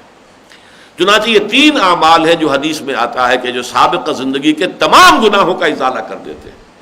ایک یہ کہ کوئی شخص کفر سے اسلام میں آیا، ظاہر بات ہے اب جب تک وہ کفر میں تھا، چاہے اس نے 80 برس کی عمر میں اسلام قبول کیا ہو اور 80 برس تو وہ کفر میں رہا ہے، جو کچھ کیا وہ سب صاف ہو جائے گا، کلین سلیٹ، اس کا ایمان لے آنا جو ہے اس کے سابق حساب کتاب کو جو ہے وہ واش آف کر دے گا۔ نمبر 2 ہے ہجرت اللہ کی راہ میں، خالص نیت کے ساتھ ہجرت، اللہ کے دین کے لیے گھر بار اور اپنے وطن کی سرزمین کو چھوڑ کر اور اہل و عیال کو چھوڑ کر جانا پڑے تو چلا جائے انسان، یہ ہجرت جو ہے یہ بھی انسان کی سابقہ زندگی کی ساری کوتاہیوں اور گناہوں کا کفارہ بن جاتی۔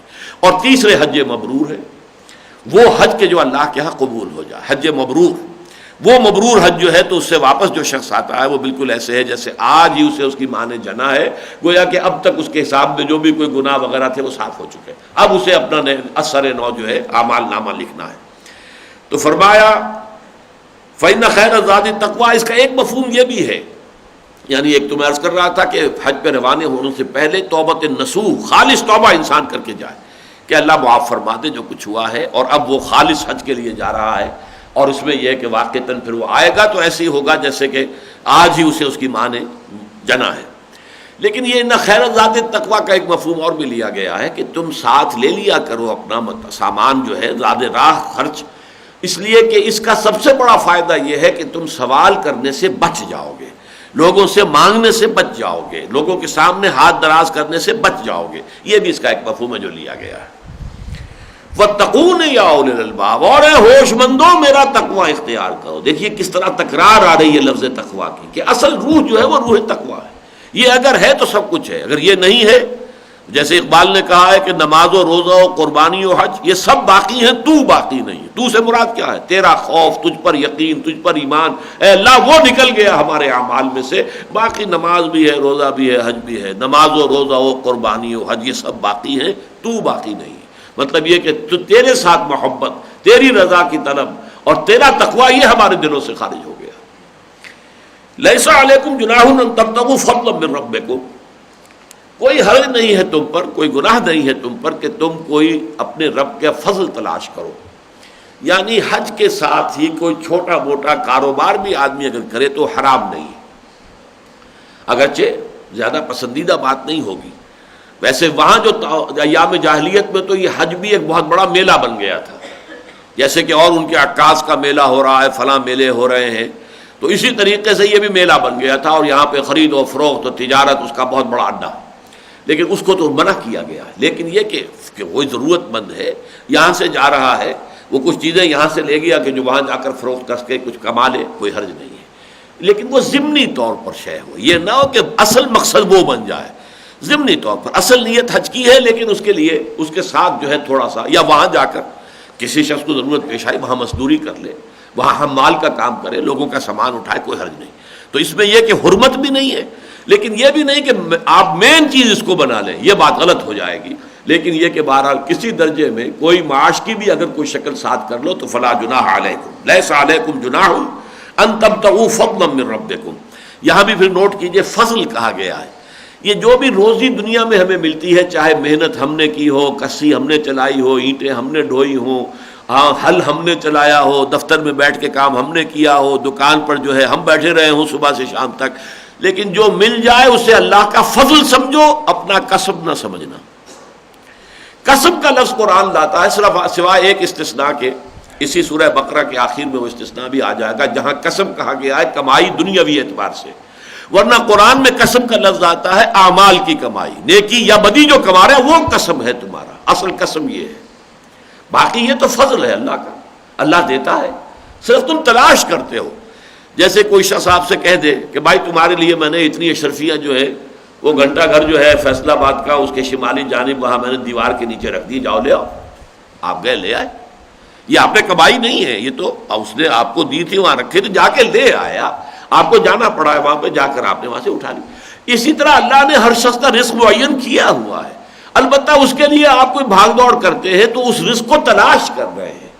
آپ رزق پیدا نہیں کر رہے، آپ اس کے خالق نہیں ہیں، آپ اپنے رازق نہیں ہیں. آپ اللہ کے فضل کو تلاش کر رہے ہیں. جو اللہ نے آپ کے لیے لکھ دیا وہ آپ نے جا کے لے لیا. بس آپ کی محنت اسی درجے کی ہے جیسے اس شخص کی کہ جس نے فلاں بازار سے جا کر گھنٹہ گھر جو ہے فیصل آباد کا اس کے شمالی جانب سے وہ اپنی پوٹلی اٹھا لی. پوٹلی تو اس کی تھی اور وہ اللہ نے اس کے لیے رکھی دی تھی، جس شخص نے بھی رکھ دی تھی.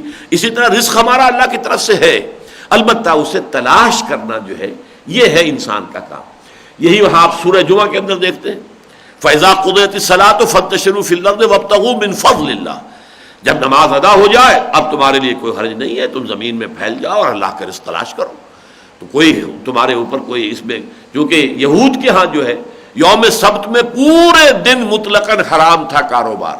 ہمارے ہاں جمعہ کی صرف 1 ساعت ہے، اذان جمعہ سے لے کر اور جمعہ کی نماز ادا ہونے تک تو یہ حرام ہے. ہر طرح کا کاروبار، حلال ترین کاروبار بھی حرام، کوئی بیع و شرع نہیں ہو سکتی اس میں، اگر ہوئی ہے تو حرام ہوئی ہے. لیکن یہ کہ اس کے بعد جب فیضا قضیت الصلاۃ، جب نماز ادا ہو چکے فانتشروا فی الارض وابتغوا من فضل اللہ، تو اب زمین میں پھیل جاؤ اور اللہ کا فضل تلاش کرو. یہاں بھی وہی لفظ آیا ہے، میں نے اسی لیے چاہا کہ آپ نوٹ کر لیں کہ لیس علیکم جناح ان تبتغوا فضلا من ربکم، کوئی حرج نہیں ہے تم پر کہ تم اپنے رب کا فضل تلاش کرو. فاذا افضتم من عرفات، پھر جب تم لوٹو عرفات سے. یہ عرفات جو ہے یہ میدان حدود حرم سے باہر ہے، اور اس میں یہ ہے کہ ویسے تو وقوف عرفہ ہوتا تھا ایام جاہلیت میں بھی، لیکن اس میں ایک انہوں نے ایسی پخ لگا دی تھی قریش نے کہ چونکہ ہم حرم کے متولی ہیں، کعبے کے متولی ہیں، ہم حرم کی حدود سے باہر نہیں نکلیں گے. وہ منا یا مزدلفہ تک آتے تھے، آگے عرفات تک نہیں آتے تھے. باقی باہر سے آئے وہ لوگ جو ہے وہ عرفات جائیں. لہذا عرفات کی اہمیت، وقوف عرفہ کی اہمیت جو ہے وہ بہت ثانوی سی رہ گئی، بہت ہی کمزور. اور اس کے برعکس کیا گیا ہے شریعت محمدی صلی اللہ علیہ وسلم میں الحج العرفہ. اصل جو ہے سب سے بڑا رکن رکین جو ہے حج کا وہ وقوف عرفات ہے. میدان عرفات میں جا کر زوال شمس سے لے کر اور طلوع شمس تک، یعنی دوپہر سورج نصف النہار پر جب ہے اس سے جب یہ مغرب کی طرف جھکنا شروع ہوا، یہاں سے یہ دور شروع ہو گیا، یہ وقوف عرفہ کہلاتا ہے. اور یہاں سے لے کر اور سورج کے غروب ہو جانے تک یہ ہے وقوف عرفہ. اور یہ وقوف جو ہے یہ اصل ہے. یہ رہ گیا اگر کسی کا تو حج رہ گیا. باقی اگر کوئی شے رہ گئی تو اس کا بدل ہے، قربانی ہے، یہ ہے، وہ دے دو، فلاں کر لو، یہ کر لو، وہ حج ہو جائے گا. تو الحج العرفہ، حضور نے فرمایا کہ حج تو اصل میں نام ہی وقوف عرفہ کا، یہ اس کا اہم ترین رکن ہے. وہاں جاؤ. اس عرفہ کے اندر ایک بات نوٹ کیجئے کہ ایک عجیب حکمت ہے کہ یہ جو عبادت ہم کرتے ہیں تو اس عبادت کے ہمارے کچھ مزاج میں ایک عادت کی حیثیت سے وہ چیز شامل ہو جاتی ہے. اب جو شخص نماز کا پابند ہے خاص وقت پہ اس کو ویسے بے چینی شروع ہو جائے گی، اس کا روٹین ہے، اب اسے جانا ہے، نماز پڑھنی ہے. اور وہ نماز میں بھی ایک میکینیکل پروسیس کے تحت اس کی حرکت جاری رہے گی، چاہے اس کا ذہن کہیں اور بھٹک رہا ہو، کچھ اور جو ہے وہ سوچ رہا ہو، کچھ اور کسی دنیا میں گھوم رہا ہو، لیکن وہ میکینیکل حرکت جو ہے اس کی، وہ قیام ہے، رکوع ہے، قومہ ہے، پھر سجدہ ہے، وہ چل جاری رہے. اس میں ضروری نہیں ہوتا کہ انسان کا شعور اور حضور قلب موجود رہے. اور اسی لیے شاہ ولی اللہ دہلوی رحمۃ اللہ علیہ نے یہ آفات ذکر میں سے اور آفات نماز میں سے شمار کیا ہے. جب عادت بن جاتی ہے انسان کی، جب وہ عادت بن گئی تو اب اس کے اندر وہ نورانیت نہیں رہی، وہ اس کے اندر جو ہے وہ خیر و برکت نہیں رہی، وہ تو اب ایک عادت ہو گئی. جیسے عادتاً آپ کے کوئی معمولات ہیں ان میں کہیں رکاوٹ ہوتی ہے تو طبیعت میں انقباض ہو جاتا ہے.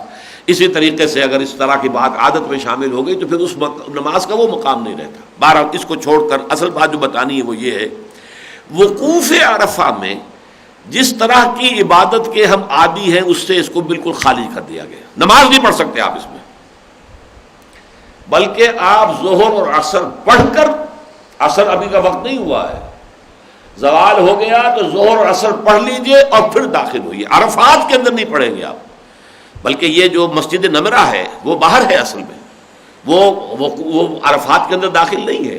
اس لیے وہاں پر ظہر اثر کی نماز پڑھ کے پھر اثر، ویسے لیکن چونکہ بہت سے لوگ تو وہ ہیں کہ جو داخل تو پہلے ہو جاتے ہیں، لیکن یہ کہ وقوف عرفہ کا وقت شروع ہوگا اسی وقت جبکہ وہ سورج کا زوال ہو گیا ہو اور ظہر اور عصر پڑھ لی جائے۔ اس میں بعض لوگوں نے ذرا اختلاف کی سختی کی ہوئی ہے، علیحدہ علیحدہ نمازیں پڑھتے ہیں، لیکن وہ صحیح نہیں ہے۔ صحیح یہی ہے کہ ظہر اور عصر پڑھی جائے ایک وقت میں، اور اس کے بعد سے گویا کہ شروع ہوا وقوف عرفہ، اور عرفے میں آپ نے رہنا ہے میدان عرفات میں جب تک کہ سورج غروب نہ ہو، وہیں رہیں گے۔ لیکن سورج غروب ہو گیا تو مغرب کا وقت ہو گیا، مغرب پڑھنے کی اجازت نہیں ہے وہاں۔ اب آپ جائیں گے، واپس لوٹیں گے، اور منا اور عرفات کے درمیان جو وادی ہے، وادی مزدلفہ، اس میں مشعر الحرام ہے، ایک پہاڑ جس کا نام ہے مشعر الحرام، وہ بھی شعائر اللہ میں سے، جیسے صفا اور مروہ کی جو پہاڑیاں ہیں ان کو شعائر قرار دیا گیا، ان صفا والمروہ من شعائر اللہ، ایسے ہی مشعر حرام ہے، یہ ایک پہاڑ ہے جو درمیان میں آتا ہے منا اور جو عرفات کے درمیان۔ مزدلفہ میدان اس علاقے کا نام ہے اور پہاڑ کا نام ہے مشعر الحرام۔ تو یہاں پر آ کر تم آ کے، چاہے اس میں رات کی آدھی رات ہو چکی ہو، کچھ بھی ہو چکی، اس لیے کہ وہ تو قافلے جب چلتے ہیں تو منا سے نکلنا مشکل ہوتا ہے اس وقت، اور وہ کیڑی کی چال کے ساتھ جو ہے اس کے طرح کے کوئی بسیں نکلتی ہیں، یا کچھ لوگ پیدل آتے ہیں تو کئی گھنٹے انہیں لگ جاتے ہیں۔ تو اس میں یہ کہ چاہے کتنی دیر ہو جاؤ، لیکن مغرب جو ہے آپ کو عرفات میں نہیں پڑھنی، مغرب اور عشاء جمع کر کے آ کر آپ کو مزدلفہ میں پڑھنی۔ گویا کہ جس عبادت کے ہم عادی ہو گئے ہیں، ہو جاتے ہیں، اس کو اس سے خارج کر دیا، اور صرف ایک عبادت رہ جاتی ہے اس میں، دعا، پکارو اللہ کو۔ اب یہ ظاہر بات ہے کہ دعا جو ہے جس کے بارے میں حدیث آتی ہے، دعا هو العبادہ، الدعاء مخ العبادہ، لیکن دعا کے لیے کچھ نہ کچھ انسان لذت آشنا ہو، اللہ کے ساتھ اس کی کوئی ہم کلامی ہو، کوئی اس کے اندر کوئی حضور کی کیفیت ہو، ہم کلامی کا سا ایک انداز پیدا ہو، تب تو وہ دعا کر سکے گا، ورنہ واقعہ ہے لوگوں کے لیے وقت گزارنا مشکل ہو جاتا۔ میں نے اپنی گناہگار آنکھوں سے دیکھا ہے عرفہ کے اندر تاش کھیلتے ہوئے، کیا کریں؟ اب انہوں نے کوئی پابندی کر لی ہے کچھ عرصے سے، جو باہر کا آدمی وہاں پر مقیم ہو وہ 5 سال سے پہلے دوبارہ حج نہیں کر سکتا۔ 1 سال اگر حج کر لیا تو اب 5 سال تک آپ نہیں کر سکتے، 5 سال کے بعد کریں گے۔ تو کچھ پابندی لگائی ہے، اسی سے میں نے عرض کیا تھا کہ اب وہ حاضری کچھ ان پابندیوں کی وجہ سے کم ہوئی ہے، اور کوئی تھوڑا سا سکون وہاں پہ نصیب ہوا ہے حاجیوں کو، ورنہ تو بہت طوفان بدتمیزی ہو گیا تھا، بہت گندگی ہو جاتی تھی، بہت ہی وہاں پر جو ہے انقباض کی کیفیت۔ بہرحال جیسا کہ میں نے عرض کیا تاش کھیلتے بھی دیکھا، لیکن یہ جو اصل وقت ہے وقوف عرفہ، جس کے لیے میں نے آپ کو بتایا کہ الحج عرفہ حضور نے فرمایا، اس میں ایک ہی عبادت ہے، وہ دعا ہے۔ بعض لوگ بڑی ہمت کرتے ہیں، اس میں خاص طور پر جبل رحمت جو ہے عرفات کے اندر ایک پہاڑی ہے، کوئی زیادہ اونچی نہیں ہے، ٹیلا سا ہے، اس کو جبل الرحمہ کہتے ہیں، اور وہ خاص جگہ ہے، وہیں سے حضور نے خطبہ دیا تھا عرفات کے اندر۔ تو وہاں جا کر جو بھی پہنچ سکے، سب تو نہیں پہنچ سکتے، جو بھی پہنچ جائیں وہاں پر، اور پہنچ کر جو ہے پھر وہ واقعہ یہ کہ لوگ 1 گھنٹے 2 گھنٹے تک بھی ہاتھ کھڑے رکھتے ہیں اور یہ دعا مانگتے رہتے ہیں، لیکن اکثر و بیشتر جیسا کہ میں نے عرض کیا کہ وہ دعا پڑھنا ہوتا ہے، کہ دعا یاد کی ہوئی ہے تو وہ پڑھتے چلے جا رہے ہیں، لیکن وہ بھی ایک طرح کی روٹین ہے کہ اللہ سے ہم کلام ہونا، جسے اقبال نے کہا ہے، وہ انائے صغیر انائے کبیر کے روبرو ہو جائے۔ یہ میری چھوٹی سی انا ہے، دی فائنائٹ ایگو، انائے صغیر، اور وہ دی بگ آئی ایم، اننی انا اللہ لا الہ الا انا فاعبدنی، وہ جو بگ آئی ایم ہے، وہ جو انائے کبیر ہے، جو انفائنائٹ ایگو ہے، جب یہ چھوٹی سی ایگو بالمقابل آ کے کھڑی ہوتی ہے، انی وجہت وجہی للذی فطر السماوات والارض حنیفا، اور ان میں پھر ہم کلامی ہو رہی ہو، تو یہ ہے در حقیقت روح، اور یہ ہے حج کا اصل جو رکن ہے، رکن رکین سب سے بڑا عرفہ۔ فَإِذَا أَفَضْتُم مِّنْ عَرَفَاتٍ فَاذْكُرُوا اللَّهَ عِندَ الْمَشْعَرِ الْحَرَامِ، تو جب تم لوٹو عرفات سے، تو میں عرض کر چکا ہوں منا ہی سے گئے تھے، 8 ذی الحج کو روانگی ہوتی ہے، مغرب سے پہلے منا پہنچ جاؤ، 9 ذی الحج کی صبح کو فجر کے بعد روانگی شروع ہو جاتی ہے عرفات کے لیے۔ اب وہ تو آدھا دن گزر جاتا ہے وہاں پہنچنے ہی میں، آپ پہنچ گئے وہاں پر، شام تک وہاں مقیم رہے، اب یہ کہ سورج غروب ہو گیا تو وہاں سے چلے۔ اب راستے میں وادی آتی ہے، یہ واپسی کے راستے میں یہ ہے مزدلفہ، وہاں مشعر الحرام پا، اب یہاں پر رکو، رات یہاں گزارنی ہے، جو بھی 2 گھنٹے ملے، 4 گھنٹے ملے، 6 گھنٹے ملے، جو پہلے پہنچ گئے، جلدی پہنچ گئے، ان کے لیے لمبی رات مل گئی، اور جو لوگ پہنچے ہی نصف شب کے بعد ہیں بیچارے، وہاں سے چل کر جو ہے وہ کئی گھنٹے لگ گئے ان کو، تو انہیں چند گھنٹے ملیں گے، لیکن یہاں پر مبیت کہلاتی ہے یہ، وہاں پر اب آپ کو رات رہنا ہے، وہاں پہنچ کر مغرب اور عشاء کی نماز پڑھنی ہے باجماعت، اور اس کے بعد فجر کی نماز پڑھ کے وہاں سے روانگی ہوگی اور واپس مینا میں آ جائیں گے۔ وہ پھر 10واں دن ہوگا، 10 ذی الحجہ، جس میں کہ ہمارے ہاں عید ہو رہی ہوتی ہے تو وہاں پر بھی وہ قربانی ہوتی ہے، رن حت جو ہے، رمی، نہر، حلق، اور پھر اس کے بعد طواف زیارت۔ فاذکروا اللہ عند المشعر الحرام، تو مشعر حرام کے پاس، پہاڑ کے پاس تم اللہ کا ذکر کرو، فاذکروہ کما ہداکم، اور ذکر کرو اس کا جیسے کہ تمہیں اس نے اب سکھا دیا ہے، ہدایت دے دی ہے۔ یعنی یہ نہیں کہ اپنے من مانے طریقے پر، بلکہ ذکر جو ہے وہ قرآن مجید کے ذریعے سے ہو، یا جیسے کہ نماز کے بارے میں کہا گیا کہ وہاں پر مغرب اور عشاء جمع کر کے پڑھو، تو وہ ذکر کرو۔ باقی یہ کہ آدمی اس کے بعد سو جائے کوئی حرج نہیں ہے۔ وَإِن كُنتُم مِّن قَبْلِهِ لَمِنَ الضَّالِّينَ، اور یقیناً اس سے پہلے تو تم گمراہ ہو گئے تھے، تمہیں یہ ساری چیزیں تمہارے ذہن سے نکل گئی تھی، اصل روح خارج ہو گئی تھی، رسمی باتیں کر رہے تھے۔ اور قریش جو ہے وہ تو عرفات جاتے ہی نہیں تھے، وہ تو زیادہ سے زیادہ اکثر تو یہ کہ منا سے نہیں نکلتے تھے، نکلے تو آ کر یہ مزدلفہ میں مقیم ہو گئے، باقی سب جائیں عرفات جو ہے وہ بھگتائیں باہر والے لوگ۔ ثم افیضوا من حیث افاض الناس، پھر لوٹو وہیں سے جہاں سے دوسرے لوگ لوٹتے ہیں۔ یہ نفی ہو گئی قریش کے اس خیال کی کہ ہم پر عرفہ میں جانا، عرفات میں جانا ہم پر لازم نہیں ہے، بلکہ ہم تو چونکہ متولی ہیں حرم کے، ہم حدود حرم سے نکل ہی نہیں سکتے، اور چونکہ مزدلفہ تو ہے حدود حرم میں، مینا بھی حدود حرم میں ہے، عرفات حدود حرم سے باہر ہے، لہذا ہم نہیں جائیں گے۔ یہاں فرمایا نہیں، لوٹو تم بھی وہیں سے جہاں سے کہ لوگ لوٹتے ہیں۔ واستغفر اللہ، اللہ سے استغفار کرو، جو کوتاہیاں تم کرتے رہے ہو، جو غلط چیزیں تم نے گھڑ لی ہیں، جو اپنے لیے علیحدہ تفاخر بنا لیا ہے، فخر کی بات بنا لی ہے، امتیازی شان اپنی بنا لی ہے۔ ان اللہ غفور الرحیم، یقیناً اللہ تعالیٰ بخشنے والا ہے، رحم فرمانے والا ہے۔ جو خطائیں ہو گئیں، کوتاہیاں ہو گئی، غفلت سے، نادانی سے، جہالت سے، لا علمی سے، اللہ معاف فرمائے گا۔ فَإِذَا قَضَيْتُم مَّنَاسِكَكُمْ فاذكروا اللَّهَ كَذِكْرِكُمْ آبَاءَكُمْ أَوْ أَشَدَّ ذِكْرًا، پھر جب تم اپنے یہ مناسک ادا کر لو، مناسک سمجھیے کہ 10ویں تاریخ کو پورے ہو گئے، احرام بھی کھل گیا، اب جا کے طواف زیارت بھی ہو گیا، واپس آ گئے، اب یہاں رہنا ہے، 3 دن ٹھہرنا ہے، 3 راتیں جو ہے یہاں ٹھہرنا ہے۔ تو یہ جو منا کا قیام ہے، مبیت جس کو کہتے ہیں، اس میں یہ کہ اللہ کا ذکر کرو، جیسا کہ میں نے عرض کیا تھا، وہ کیا کرتے تھے، وہ پھر اپنے آباء و اجداد کے قصے اور ان کے مفاخر بیان کرتے تھے، ان کے میراثی جو ہوتے تھے، ان کے شعراء وہ زمین آسمان کے قلابے ملاتے تھے، وہاں یہ ہوتا تھا۔ تو فرمایا کہ ذکرکم آباءکم او اشد ذکر، جیسے کہ تم ذکر کیا کرتے تھے، تذکرہ کرتے تھے اپنے آباء و اجداد کا، یا اس سے بھی زیادہ شدت کے ساتھ ذکر کرو، کس کا؟ اللہ کا۔ فَإِذَا قَضَيْتُم مَّنَاسِكَكُمْ، جب تم پورے کر لو اپنے سارے مناسک حج، فاذکروا اللہ، تو اب اللہ کو یاد کرو، اللہ کا ذکر کرو، قرآن پڑھو، تسبیحات پڑھو، تحلیل کرو، نوافل پڑھو، جو بھی کرو، لیکن آپ کا اصل کام اب جو ہے یہ اللہ کی یاد ہے۔ اور خاص اس میں اللہ کی ایک یاد جو ہے ان دنوں میں وہ رمی کی بھی ہے، اس لیے کہ وہ جو 3 شیاطین، جو 3 پتھر ہیں، ان کو جب ماری جاتی ہے کنکریاں، تو اس کے ساتھ بھی ذکر ہے اللہ کا۔ تو اس طریقے سے وہ ایک خاص ذکر ہے ان ایام کا۔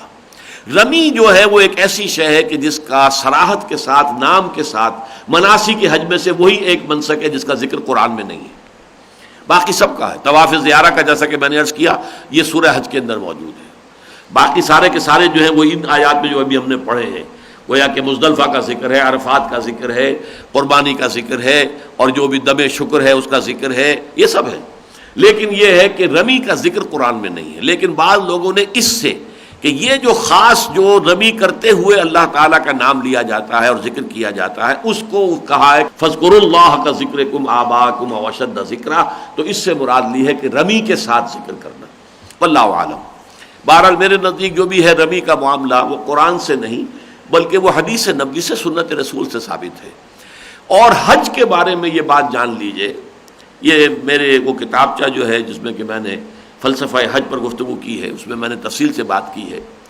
حج کا معاملہ ایسا ہے کہ اس میں بعض چیزیں ایسی بھی ہیں کہ جن کے بارے میں ہمارے پاس کوئی عقلی توجیہ نہیں ہے، صرف اس لیے کرتے ہیں کہ محمد الرسول اللہ نے کیا ہے صلی اللہ علیہ وسلم، بس یہی دلیل ہے۔ باقی ہر چیزوں میں آپ دلیل نکالتے ہیں، حکمت بیان کرتے ہیں، حج میں ایسے افعال ہیں کہ کوئی نہیں، اس دلیل ہی ایک ہے، اور وہ یہ ہے کہ محمد الرسول اللہ نے ایسا کیا، بس۔ جیسے کہ حضرت عمر رضی اللہ تعالیٰ عنہ کا قول ہے کہ حجر اسود کو بوسہ دیا، ساتھ ہی کہہ دیا کہ اے حجر اسود میں جانتا ہوں تو ایک پتھر ہے، اس کے سوا کچھ نہیں، میں تجھے بوسہ میں نے اس لیے دیا ہے کہ محمد رسول اللہ نے بوسہ دیا تھا، بس باقی یہ کہ تیری کوئی تعظیم اور تیرا کوئی مقام اونچا یہ میرے سامنے نہیں ہے۔ اب یہ کہ کیوں بوسہ دیا جاتا ہے ہم نہیں جانتے، ربی کیوں کی جاتی ہے اس کے بارے میں بھی بعض روایات ہیں، لیکن یہ کہ وہ کوئی بھی مصدقہ شے، کوئی شے جو حضور سے منقول ہو، مرفوع ہے، حدیث موجود نہیں ہے، بس یہ ہے کہ حضور نے کیا ہے۔ تو چونکہ جو آخری حج آپ نے کیا ہے اس میں خاص طور پہ بار بار آپ فرمایا کرتے تھے کہ مجھ سے سیکھ لو، خذوا عنی مناسککم فانی مقبوض، دیکھو مجھ سے سیکھ لو، اپنے منسک جو ہے، جو یہ مناسک حج ہے، مجھ سے سمجھ لو، سیکھ لو، پوچھ لو، سوال کر لو، اس لیے کہ انی مقبوض، اب جلد ہی مجھے قبض کر لیا جائے گا، یعنی اللہ تعالیٰ جو ہے مجھے لے جائے گا، میری موت واقع ہو جائے گی، کیونکہ وہ الوداعی حج کہلاتا ہے، اور الوداعی انداز ہی کا آپ نے وہاں خطبہ بھی دیا تھا، خطبۃ حجۃ الوداع۔ تو خذوا عنی مناسککم فانی مقبوض۔ اب یہاں پر جو ذکر کے اندر خاص طور پر دعا ہے وہ سب سے بڑا ذکر ہے، اللہ کے ساتھ ہم کلام ہونا، لیکن دعا کی اب کیفیت یہاں بیان ہو رہی ہے۔ فَمِنَ النَّاسِ مَن يَقُولُ رَبَّنَا آتِنَا فِي الدُّنْيَا وَمَا لَهُ فِي الْآخِرَةِ مِنْ خَلَاقٍ، لوگوں میں سے کچھ ایسے بھی ہیں جو یہاں پہنچ کر بھی اللہ سے صرف یہی کہے اللہ ہمیں دنیا عطا کر دے، اللہ دولت دے دے، اللہ اولاد دے دے، اللہ فلاں دے دے، اللہ مال دے دے، اللہ میری تجارت میں یہ ٹھیک ہو جائے، اے اللہ میرا قرضہ ادا ہو جائے۔ تو یہ دنیا ہی کی طرف دعائیں جو ہے وہ لوگ کرتے ہیں، آخرت کی طرف نہ توجہ ہے، نہ اس کی فلاح کے لیے کوئی دعا ہے، نہ استغفار ہے، کچھ نہیں ہے۔ کچھ لوگ جو ان کے ذہنوں پر سوار ہی دنیا ہے، جو دنیا ہے جن کا کہ مطلوب و مقصود بن چکی ہے، مطلوب ہے، مقصود ہے، محبوب ہے، دنیا ہے، تو ظاہر بات ہے وہ حج میں بھی جا کر مانگیں گے تو اللہ سے وہی کچھ مانگیں گے، وہ دوسری چیز کیسے مانگ سکتے ہیں جس کی کہ کوئی قدر و قیمت ان کے دل میں ہے ہی نہیں۔ تو وہ فرمایا فَمِنَ النَّاسِ مَن يَقُولُ رَبَّنَا آتِنَا فِي الدُّنْيَا وَمَا لَهُ فِي الْآخِرَةِ مِنْ خَلَاقٍ، تو ایسے شخص کے لیے پھر آخرت میں کوئی حصہ نہیں ہے۔ جیسے کہ وہ حدیث بہت مشہور جو ہے، جو اکثر محدثین نے اپنے جو مجموعے جو مرتب کیے حدیثوں کے، تو اس میں شروع میں پہلے حدیث ہی لائے، انما الاعمال بالنیات وانما لکل امرئ ما نوى، اعمال کا سارا دار و مدار نیتوں پر ہے، اور انسان کو وہی کچھ ملتا ہے جس کا کہ وہ طالب ہو، جس کی نیت کی ہو۔ نیت آخرت ہے ہی نہیں تو آخرت میں کچھ نہیں ملے گا، چاہے تم نے اعمال وہ کیے ہیں جن کا ثواب ہے، لیکن چونکہ تمہاری نیت میں آخرت ہے ہی نہیں، آخرت کے تم طالب ہو ہی نہیں، طالب عقبہ ہو ہی نہیں، تو وہاں کچھ نہیں ملے گا۔ ما له فی الآخرۃ من خلاق ومنہم، ایسے لوگ بھی ہیں، اللہم ربنا اجعلنا منہم، اللہ ہمیں ان میں شامل کرے، من یقول ربنا آتنا فی الدنیا حسنۃ وفی الآخرۃ حسنۃ وقنا عذاب النار، جو یہ کہتے ہیں وہاں پر کہ رب ہمارے ہمیں دنیا میں بھی بھلائی عطا فرما اور آخرت میں بھی بھلائی عطا فرما، اور ہمیں جہنم کے آگ کے عذاب سے بچا لے۔ یہ ہے کہ جو جامع ترین دعا ہے، اور حج کا سب سے بڑا ذکر یہی ہے۔ خاص طور پر طواف میں جو دعائیں ہیں، ویسے تو اور کوئی دعا خاص ثابت نہیں ہے، یہ دعا ثابت ہے۔ اور یہ کہ خاص طور پہ طواف کا جو ایک حصہ ہوتا ہے نا، کعبے کی طرف جو چار اطراف میں آدمی گھومتا ہے، تو جو جنوبی اس کی دیوار ہے، رکن یمانی، وہاں سے شروع ہو کر اور پھر جس کونے میں کہ حجر اسود لگا ہوا ہے، ان کے مابین تو یہی دعا مانگنا ہے، بس یہی دعا، ربنا آتنا فی الدنیا حسنۃ وفی الآخرۃ حسنۃ وقنا عذاب النار۔ باقی جو ہے طواف کا جتنا حصہ، اس میں اور آپ دعائیں مانگیں، مختلف لوگوں نے اپنے مختلف مقرر کیے ہوتے ہیں۔ مثلا میں نے جب بھی کبھی طواف کیا ہے تو پہلے شوط جو ہوتا ہے، چکر لگتے ہیں، پہلے چکر میں صرف حمد و ثنا، دوسرے میں یعنی یہ تو ہے ہی اپنی جگہ پر، ہر چکر ہر کے اندر یہ تو آئے گی اس مقام پر، مقام وہ جو رکن یمانی سے لے کر تو ربنا آتنا فی الدنیا حسنۃ وفی الآخرۃ حسنۃ وقنا عذاب النار، لیکن بقیہ اس چکر میں پہلے میں حمد و ثنا، دوسرے میں حضور پر درود، تیسرے میں والدین کے لیے دعا، چوتھے میں پھر اپنے بھائیوں کے لیے، عزیزوں کے لیے، رفقاء تنظیم کے، ان کے لیے دعا، پھر اپنے لیے دعا، اپنی اولاد کے لیے دعا۔ یہ ہے کہ جو میں نے مقرر کر رکھا، یہ ہر شخص اپنا کر سکتا ہے، لیکن اصل بات یہ ہوتی ہے کہ وہ دل سے نکل رہی ہو، وہ کتابیں لے کر پڑھتے ہوئے نہیں جا رہے ہیں، چل رہے ہیں، چکر لگا رہے ہیں، پڑھ رہے ہیں، وہ پڑھنا، دعا کا پڑھنا اور ہے دعا کا مانگنا، جبکہ در حقیقت وہ چیز آپ کے قلب سے ابھر کر آپ کی زبان کے ذریعے سے ادا ہو رہی ہو، اور آپ اللہ سے ہم کلام ہونے کی کیفیت جو ہے وہ آپ کو میسر آ جائے، وہ ہے دعا۔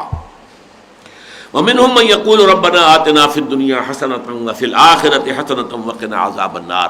یہاں یہ ضرور نوٹ کر دیجئے کہ دنیا کے حسنہ میں ٹھیک ہے مال و اسباب دنیاوی بھی حسنات میں شامل ہے، یہ متاع ہے، برتنے کی چیزیں ہیں، اللہ تعالیٰ زندگی کی ضروریات فراہم کرتا ہے، تو یہ بھی حسنہ ہے اگر وہ جائز طریقے سے انسان حاصل کر رہا ہے، ورنہ تو وہ حسنہ نہیں ہے.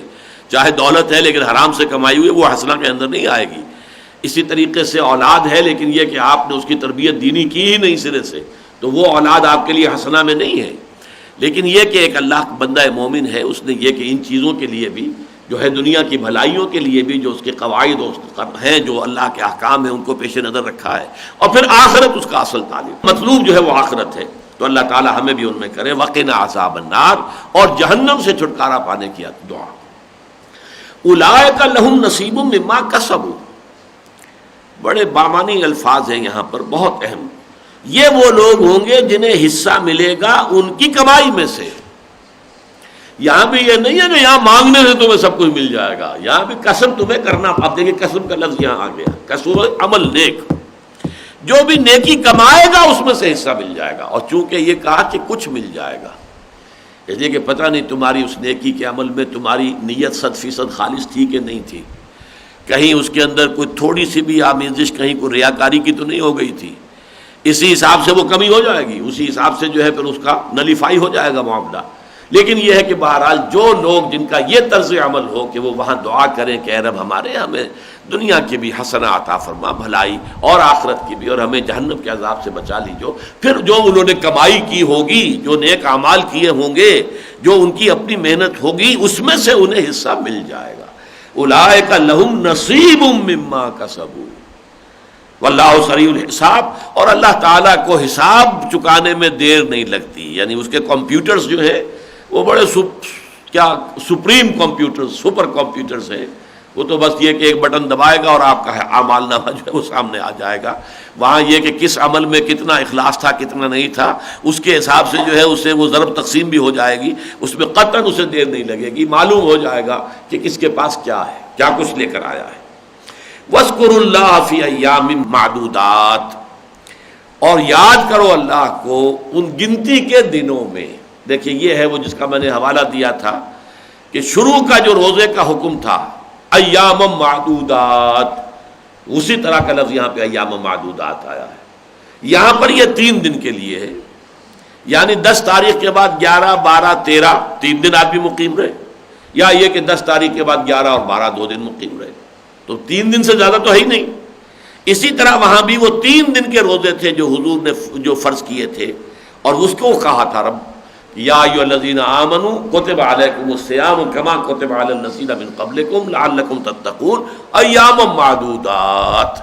تو وہاں پر رمضان کا روزہ جو ہے مراد لینا وہ در حقیقت قرآن مجید کی اس نظیر کے بھی خلاف پڑ جاتا ہے کہ ایام معدودات کا یہاں پر اطلاق ہو رہا ہے 3 دن پر میکسیمم. اسی طریقے سے روایات سے ہمیں معلوم ہوتا ہے کہ حضور نے مسلمانوں کو پہلے ہر مہینے میں 13ویں، 14ویں، 15ویں تاریخیں جو ہیں ہر چاند کے مہینے کی، اس میں روزہ رکھنے کا حکم دیا تھا. تو یہ ایام معدودات میں اللہ کا ذکر کرو. فمن تعجل فی یومین فلا اثم علیہ، تو جو کوئی جلدی کر کے آ گیا 2 دنوں میں، یعنی 2 دن ٹھہرا بس اور آ گیا اس کے بعد، تو کوئی حرج نہیں، کوئی گناہ نہیں. اس لیے کہ وہاں جو تھا ایام جاہلیت میں اس پر بڑی لمبی چوڑی بحثیں تھیں اور جدال تھا اور بہت سخت جو ہے. کچھ لوگ کہتے ہیں کہ 3 دن سے پہلے اگر کوئی واپس آ گیا تو اس کا حج ہی ساقط ہو گیا. کچھ کہتے تھے کہ نہیں 2 دن سے زیادہ کوئی مقیم رہا تو اس کا حج ساقط ہو گیا. تو وہ جیسا کہ ہوتا ہے تشدد پیدا ہو جاتا ہے، رائے ہے، اس ایک رائے کے اندر پھر اتنا تشدد ہو رہا ہے. وہ تو ہمارے ہاں بھی مختلف فقہوں کے ماننے والے جو بالکل مقلدین اعمیٰ بن جاتے ہیں، ان کے اندر پھر سختی اتنی ہی ہو جاتی ہے بات کے لیے، پھر ذہن کی اور فکر کی اور دل کی جو ہے وسعت باقی نہیں رہتی. یہاں پہ اللہ تعالیٰ نے فرما دیا کہ یہ کوئی خاص بات ہے ہی نہیں جس میں تم جھگڑ رہے ہو، تو اسی لیے اسم کا لفظ آیا ہے. یہ نہیں کہا گیا کہ یہ زیادہ بہتر ہے یا یہ کم بہتر ہے، نہیں. فمن تعجل فی یومین فلا اثم علیہ، جو جلدی کر کے 2 ہی دن میں آ گیا، 2 دن مقیم رہا، اس کے بعد واپس آ گیا تو کوئی گناہ اس پر نہیں ہے. ومن تاخر فلا اثم علیہ، اور جو ٹھہرا رہا 1 دن اور، جس نے تاخیر کی، مؤخر کی، اپنی واپسی کو منا سے 1 دن اور وہاں لگایا ہے، تو اس میں بھی کوئی حرج نہیں ہے. فلا اثم علیہ، اس میں بھی کوئی گناہ کی بات نہیں ہے. گویا کہ یہ چوائس پر ہے حاجی کے کہ وہ خود طے کر لے اسے 2 دن رہنا یا 3 دن رہنا ہے. لمن اتقى، اصل بات کیا ہے؟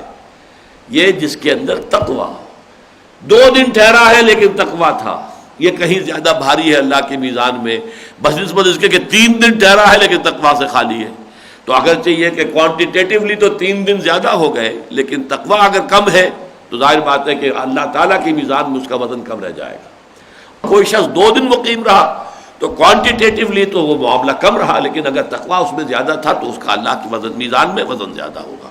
لمن اتقى واتقوا اللہ. دیکھیے پھر وہی تکرار جو ہے، اصل میں یہی فرق ہے.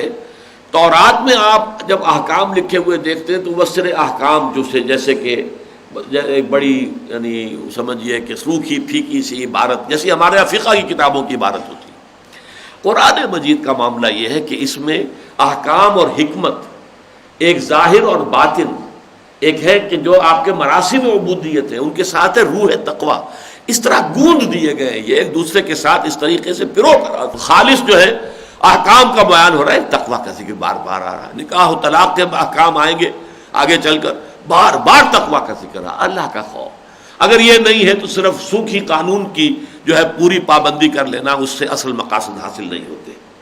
واتقوا اللہ واعلموا، اور جان لو انکم الیہ تحشرون، کہ تمہیں اسی کی طرف جمع کیا جائے گا، وہاں حاضر ہونا ہے، کوئی جائے مفر نہیں ہے، کوئی فرار کا راستہ نہیں ہے. تمہیں جانا ہوگا. you will have to face that grand accountability of the day of judgment. اس یوم حساب کا جو محاسبہ ہے اس کا سامنے کھڑا ہونا پڑے گا. بارک اللہ لی ولکم فی القرآن العظیم ونفعنی وإیاکم بالآیات والذکر الحکیم.